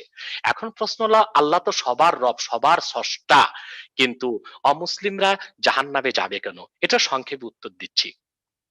আমরা যখন এসএসসি পাস করেছি, এটা 94-95 এর সময়ের কথাই বলছি, তখন আমাদের কম্পালসারি সাবজেক্ট ছিল ম্যাথ, বাংলা সাহিত্য, ইংরেজি, এগুলো ছিল। আরেকটা ছিল অপশনাল সাবজেক্ট। বাংলাদেশে তখন কম্পিউটার মাত্র এসেছে, কম্পিউটার সায়েন্স নামে একটা বই পড়তাম আমরা 250-300 পৃষ্ঠার। এটাতে যারা ফেল করেছে এই সাবজেক্টে, তাদের সবাইকে টেস্টে অ্যালাউ করা হয়েছে এবং তারা এসএসসি পরীক্ষা আমাদের সাথে দিয়েছে। কিন্তু এসএসসি পরীক্ষায় যারা এই কম্পালসারিতে ফেল করেছিল অপশনালে, তাদেরকেও প্রমোশন দিয়ে দেওয়া হয়েছে। কিন্তু আমাদের সাথে যারা ম্যাথে, ইংরেজিতে ফেল করেছিল, তারা ইন্টারমিডিয়েটে ভর্তি হতে পারে নাই, তারা প্রমোশন পায়নি। আসলে প্রত্যেকটা মানুষ আল্লাহর বান্দা, আর পৃথিবীটা পরীক্ষার একটা জায়গা। আল্লাহ দুটো সাবজেক্ট রেখেছেন, ওই 2 সাবজেক্টে পাশ করলে জান্নাত যাওয়া যাবে। সে যেই কোনো লোক হোক, যেই কোনো বংশের হোক, গোত্রের হোক, বর্ণের হোক, দুটো সাবজেক্টে তাকে পাশ করতে হবে। একটি হচ্ছে ঈমান, আর একটি হচ্ছে আমল। আল্লাহ বলেছেন, ইল্লাল্লাযীনা আমানু ওয়া আমিলুস সালিহাত, যারা ঈমান আনয়ন করবে, নেক আমল করবে, আল্লাহ তাদেরকে জান্নাত দিবেন, সে যে কোনো বংশের হোক, গোত্রের হোক। আর যদি এই সাবজেক্টে ফেল হয়ে যায়, তাহলে সে জান্নাতে যেতে পারবে না। আমরা এর ব্যাপারে ক্লিয়ার হয়েছি স্যার। আপনি জি স্যার, আপনি আনমিউট করবেন। জি, আল্লাহ রাসূল সাল্লাল্লাহু আলাইহি ওয়াসাল্লামের হাদিস আছে, জাফরুল্লাহ স্যার একটু আনমিউট করবেন। আল্লাহ রাসূল সাল্লাল্লাহু আলাইহি ওয়াসাল্লাম ইরশাদ করেছেন, কুল্লু মাউলুদিন ইউলাদু আলাল ফিতরা ফাআবাওয়াহু ইউহাউইদানিহি আও ইউনাসসিরানিহি আও ইউমাজ্জিসানিহি। প্রতিটি মানুষ, কি মুসলিম, কি হিন্দু, কি বৌদ্ধ, কি খ্রিস্টান, জন্মনে মুসলিম হিসেবে। আল্লাহ কারো সাথে বেইনসাফ করেন না, তার জন্মটা মুসলিম হিসেবে হয়। তার পিতা মাতা হয় তাকে ইহুদি বানায়, না খ্রিস্টান বানায়, না অগ্নি পূজারী বানায়। কিন্তু পৃথিবীতে আল্লাহ তাআলা গাইডলাইন দিয়েছেন কোরআন। আল্লাহ কোরআনে বলেছেন, ইন্না খালাকনাল ইনসানা মিন নুতফাতিন আমশাজ, আমি বিস্তৃত বীর্য থেকে মানুষকে তৈরি করেছি। তারপর আল্লাহ বলেন, আমি মানুষকে হেদায়েত করেছি, হয় সে হেদায়েতকে গ্রহণ করবে কিংবা গ্রহণ করবে না। সুন্দর, আমরা খুব সুন্দরভাবে এটা উত্তরটা জেনেছি। স্যার, আপনার লাস্ট 2 মিনিট যে আপনি যদি একটু স্যার বলেন, হাজরে আসওয়াদ সম্পর্কে আপনি একটু মন্তব্য করেছিলেন, যে বিষয়টা আমরা যেহেতু খুবই ওটা নিয়ে এখন সময় নেই। আমি 2টা ছোট প্রশ্নের উত্তর জানতে চাই। জি আমাদের এখানে সম্প্রতি 2 বিচারক বলেছেন যে মেয়েরা নিকা রেজিস্টার হতে পারবে না, কারণ ওনাদের মাসিক হয়। এই ব্যাপারে ধর্মের বিধান কি? ম্যারিজ রেজিস্টার হতে পারবে না আমাদের মহিলারা, এমনকি লেখাপড়া আলেম পাশ করেও না। এই ব্যাপারে আপনার মতামতটা কি? আর দ্বিতীয়তটা আমি যেটা জানতে চাই হলো, রসুল্লাহর স্ত্রীদের কি পুনর্বিবাহ অ্যালাউড আছে কি নাই? আচ্ছা, এই দুটোর উত্তর দিচ্ছি। সাগর, আপনি ওপেন করেন। প্রথম, বিচারকরা বাংলাদেশে যে রায় দিয়েছেন মহিলারা ম্যারিজ রেজিস্টার হতে পারবে না, না, ম্যারিজ রেজিস্টার হবার জন্য ঋতু হওয়া না হওয়ার কোনো বিষয় না। মহিলারা যদি অন্য চাকরি বাকরি পেতে পারে, ম্যারিজ রেজিস্ট্রারির চাকরিও পেতে পারবে, এতে তেমন কোনো সমস্যা নেই। কিন্তু সামাজিক প্রতিবন্ধকতা সৃষ্টি হতে পারে, সেটা একটা ভিন্ন বিষয়। কারণ মহিলারা সব জায়গায় যেতে পারবে না, বিয়ে রাতে হয় দিনে হয়। ম্যারিজ রেজিস্টার হলে তো তাকে রাতও দৌড়িয়ে দৌড়িয়ে যেতে হবে মানুষের বাড়িতে। সে তো দারোগা পুলিশ হইতে পারবে, বিমানিক হতে পারবে, আর ম্যারিজ রেজিস্টার হতে পারবে না, এটা কোনো যুক্তির কথা হলো? না, আমি নিষেধ করছি না, আমি নিষেধ করছি না। একটা হচ্ছে বুঝে অনুমোদন, বর্জন হতে আরেকটা পারবে। হচ্ছে নির্দেশ, আরেকটা হচ্ছে উৎসাহ। কোনো- অনুমোদন কোনো সব এক সামাজিক- জিনিস। না, দ্বিতীয়, আচ্ছা, রাইট, দ্বিতীয় যে প্রশ্ন করেছেন আচ্ছা, আল্লাহ আচ্ছা, রসুলের আচ্ছা, স্ত্রীদের ব্যাপারে, আল্লাহ রসুলের পুনর্বিবাহ। স্ত্রীদের ব্যাপারে হ্যাঁ, না, জি। কেন হবে না? পুনর্বিবাহ মানে 1500 বছর আগে আল্লাহ রসুল নবী মুহাম্মদ সাল্লাল্লাহু আলাইহি সাল্লামের আল্লাহর কাছে চলে যাওয়ার পরে আম্মাজান যারা স্ত্রী ছিলেন ওনাদেরকে বিয়ে করা আল্লাহ হারাম করে দিয়েছিলেন। কারণ আল্লাহ কোরআনে বলেছেন আন-নাবিয়্যু আল্লাহ বলেছেন আন-নাবিয়্যু আওলা বিল মুমিনিনা মিন আনফুসিহিম ওয়া আজওয়াজুহু উম্মাহাতুল লাহুম। মুহাম্মদ সাল্লাল্লাহু আলাইহি সাল্লাম তোমাদের নিকট তোমাদের জীবনের চেয়ে অধিক প্রিয়, আর ওনার স্ত্রীগণ তোমাদের মা। অতএব সন্তানরা মাকে বিয়ে করতে পারেন, আল্লাহ নিষেধ করে দিয়েছেন, হারাম করে দিয়েছিলেন। এই জন্য কোন সাহাবী বিয়ের চিন্তাও করেননি, মা হিসেবে শ্রদ্ধা করেছেন। এটা হতে পারে কিনা রাসূলুল্লাহ এত বড় প্রেমিক ছিলেন যে তার স্ত্রীরা অন্য কাউকে বিয়ে করুক, এটা উনি মেনে নিতে পারেন নাই, তাই খোদার কাছে চেয়ে এই জাতীয় সূরা অবতীর্ণ করেছেন। কি কি আবার একটু কথাটা শুনতে চাই। আমি জানতে চাই, আমার কাছে আশ্চর্য মনে হয় ওরা প্রত্যেকটা বৈজ্ঞানিক ভাবে সূরাগুলি আছে, কিন্তু এই রাসূলুল্লাহর স্ত্রীকে যে পুনর্বিবাহ হতে পারবে না, তারা হঠাৎ আম্মাজান হয়ে যাবেন ওনার স্ত্রী, এটা কেমন কথা? যাক, আমি আর এই আলাপে যেতে এটা বলি আমি বলছি আপনাকে আপনার এই প্রশ্ন উত্তর দিচ্ছি। আমি বুঝতে পেরেছি যে পুরো 30 পারা কোরআনের প্রতি আপনার বিশ্বাস নেই, আপনার রোগটা এখানে। আমি আপনাকে বলে দিচ্ছি, কোরআনের শুরু থেকে শেষ, বিসমিল্লাহর বা থেকে মিনাল জিন্নাতি ওয়ান নাসের সিন পর্যন্ত প্রতিটি বাক্যের প্রতিটি শব্দ আল্লাহর কাছ থেকে এসেছে। মুহাম্মদ সাল্লাল্লাহু আলাইহি ওয়াসাল্লাম চেয়ে কিছু নেননি। আমি তার প্রমাণ দিচ্ছি আপনাকে। আপনি বলুন তো, আল্লাহ রাসূল মুহাম্মদ সাল্লাল্লাহু আলাইহি ওয়াসাল্লাম স্ত্রীগণের মধ্যে সবচেয়ে বেশি প্রাধান্য দিয়েছেন হযরত খাদিজাকে। কোরআনের কোথাও কি হযরত খাদিজার নাম এসেছে? আমি তো মনে করি হযরত আয়েশা। না, আমি মনে করি, আমি ভুল আপনার ধারণা। না, আয়েশা না, খাদিজাকে। খাদিজা রাসূল করিম সাল্লাল্লাহু আলাইহি সাল্লাম হযরত আয়েশাকে প্রাধান্য দিয়েছেন, কিন্তু 30 পারা কোরআনের কোথাও আয়েশার নামটা কেন আসে নাই? যদি আল্লাহ রসুল ওনার মন মতো আয়াত নাজিল করাতেন আল্লাহর কাছ থেকে, তাহলে অসংখ্যবার আয়েশার নাম আসতো, খাদিজার নাম আসতো। কোরআনে এসেছে ঈসার মা মরিয়মের নাম, আয়েশার নাম আসে নাই, খাদিজার নাম আসে নাই। শুধু কি তাই রাসূল করিম সাল্লাল্লাহু আলাইহি সাল্লাম ওনার মাকে পাননি। কোরআনের কোথাও কি আমিনা নামে সূরা এসেছে? আমিনার নাম এসেছে, মা আমিনার নাম, কিন্তু মারিয়ামের নামে সূরা এসেছে। তাহলে বোঝা যায় কোরআন আল্লাহ রসুলের তৈরি করা নয়। আর আল্লাহ রসুল যা চাইতেন তা কোরআন হয়নি। মহান আল্লাহ তাআলা যা চেয়েছেন নাজিল করেছেন সেটাই কোরআন হয়েছে। অথবা আপনার কথাটা আপনাকে প্রত্যাহার করা উচিত এবং আল্লাহর কাছে তওবা করা উচিত। মুহাম্মদ সাল্লাল্লাহু আলাইহি সাল্লাম উনি যা চেয়েছেন সেটা আল্লাহর কাছ থেকে চেয়ে কোরআন বানাননি, বরং আল্লাহ নাজিল করেছেন আর নাবিয়্যু আওলা বিল মুমিনিনা মিন আনফুসিহিম ওয়া আজওয়াজুহু উম্মাহাতুল লাহুম। মুহাম্মদ সাল্লাল্লাহু আলাইহি ওয়াসাল্লাম তোমাদের জীবনের চেয়ে অধিক প্রিয় এবং মুহাম্মদ সাল্লাল্লাহু আলাইহি ওয়াসাল্লামের স্ত্রীগণ তোমাদের মা। এটা আল্লাহর নির্দেশ, আল্লাহর বিধান। এটা কোন সূরা? এটা তার সূরা আহজাব 6 নাম্বার আয়াত। ঠিক আছে, আপনাকে অনেক ধন্যবাদ, অনেক কিছু জানতে পারলাম। জি স্যার, আপনি যে আপনার আর কোনো কথা যদি থাকে তো আমরা বলতে পারি, আদারওয়াইজ আমরা এখানে শেষ করব। তবে এই পর্যন্ত অনুষ্ঠানটি 45,000 মানুষ দেখছে। 44 Thank you. সাগর, আমি আমি আমি ডক্টর জাফরুল্লাহ মহোদয়ের উদ্দেশ্যে বলবো যে আপনাকে একটু বলবো, আপনি জ্ঞানী মানুষ, আপনি বিচক্ষণ, হ্যাঁ, আপনি জ্ঞানী প্রজ্ঞাবান। আপনাদের মতো। আমি শেষ করছি। আপনি জ্ঞানী মানুষ, আপনি আপনি জ্ঞানী মানুষ, আপনি প্রজ্ঞাবান। আমি চাই আল্লাহ আপনাকে পূর্ণ হেদায়েত করুন। কোরআন কারীম পুরাটাই বিশ্বাস করতে হবে, মুহাম্মদ সাল্লাল্লাহু আলাইহি সাল্লামের সব হাদিসকে বিশ্বাস করতে হবে। একটি আমি তো ফুটন্ত বিশ্বাসের গোলাপ, কথা কোথায় বলিনি। জি না, ওই যে আপনি আম্মাজানদের ব্যাপারে আয়াতটা নিয়ে একটু সন্দেহ পোষণ করেছেন, জানতে চাওয়া আর কি, জানতে চাওয়া। রাইট, শেষ করছি, আমি শেষ করছি। একটি ফুটন্ত গোলাপ দেখলে বোঝা যায় এটা গোলাপ, মধ্যাহ্নের দিবাকর সূর্য দেখলে বোঝা যায় এটা সূর্য। আল্লাহর কোরআন উন্মুক্ত মনে পড়ুন, আপনি বুঝতে পারবেন এটা আল্লাহর কালাম। নূর নবী মুহাম্মদ সাল্লাল্লাহু আলাইহি সাল্লামের উপর অবতীর্ণ কিতাব কোরআন, যা আল্লাহর শ্রেষ্ঠ কুদরত, মুহাম্মদ সাল্লাল্লাহু আলাইহি সাল্লামের শ্রেষ্ঠ মুজিজা। অতএব সেই কোরআনের কিছু বুঝতে যদি আমাদের সমস্যা হয়, বুঝতে হবে আমাদের বুঝের সমস্যা, সেটা কোরআন হাদিসের সমস্যা নয়। আমি মহান আল্লাহর কাছে আপনার কল্যাণ কামনা করছি, আপনার হেদায়েত কামনা করছি। জি দর্শক, সবাইকে অনেক অনেক ধন্যবাদ। উন্মুক্ত মন কামনা করছি আপনার।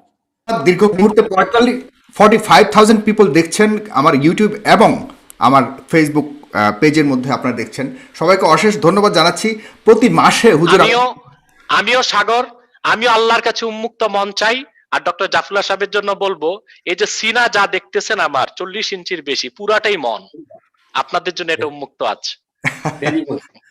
আমি প্রতি মাসে একটি করে অনুষ্ঠান এই ধরনের করব, যেখানে এনায়েতুল্লাহ আব্বাসী হুজুর আমার এখানে আসবেন। প্রতি মাসে একবার করে তিনি কথা দিয়েছেন। এবং যদি এই ধরনের প্রশ্ন একদম জাফরুল্লাহ স্যারদের সমমানের কেউ যদি আসলেই এনায়েতুল্লাহ আব্বাসী হুজুরের সাথে বসতে চান, এই বিষয়ে প্রশ্ন রাখতে চান, উনি সবসময় বলেছেন ওনার দরজা খোলা। উনি যে কোনো প্রশ্ন উত্তর দিতে রাজি আছেন। সুতরাং এটা একটি বিশাল বিষয়। আমাদের মধ্যে কেন এই ইসলামের বিরুদ্ধ আর ইসলামের পক্ষে কেন একটি গ্যাপ থাকবে?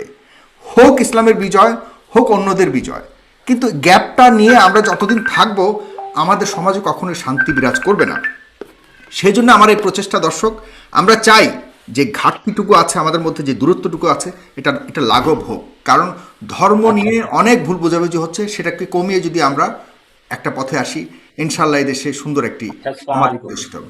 আসসালামু আলাইকুম ওয়া রাহমাতুল্লাহি ওয়া বারাকাতুহু। জি, ভালো থাকেন। আসসালামু আলাইকুম।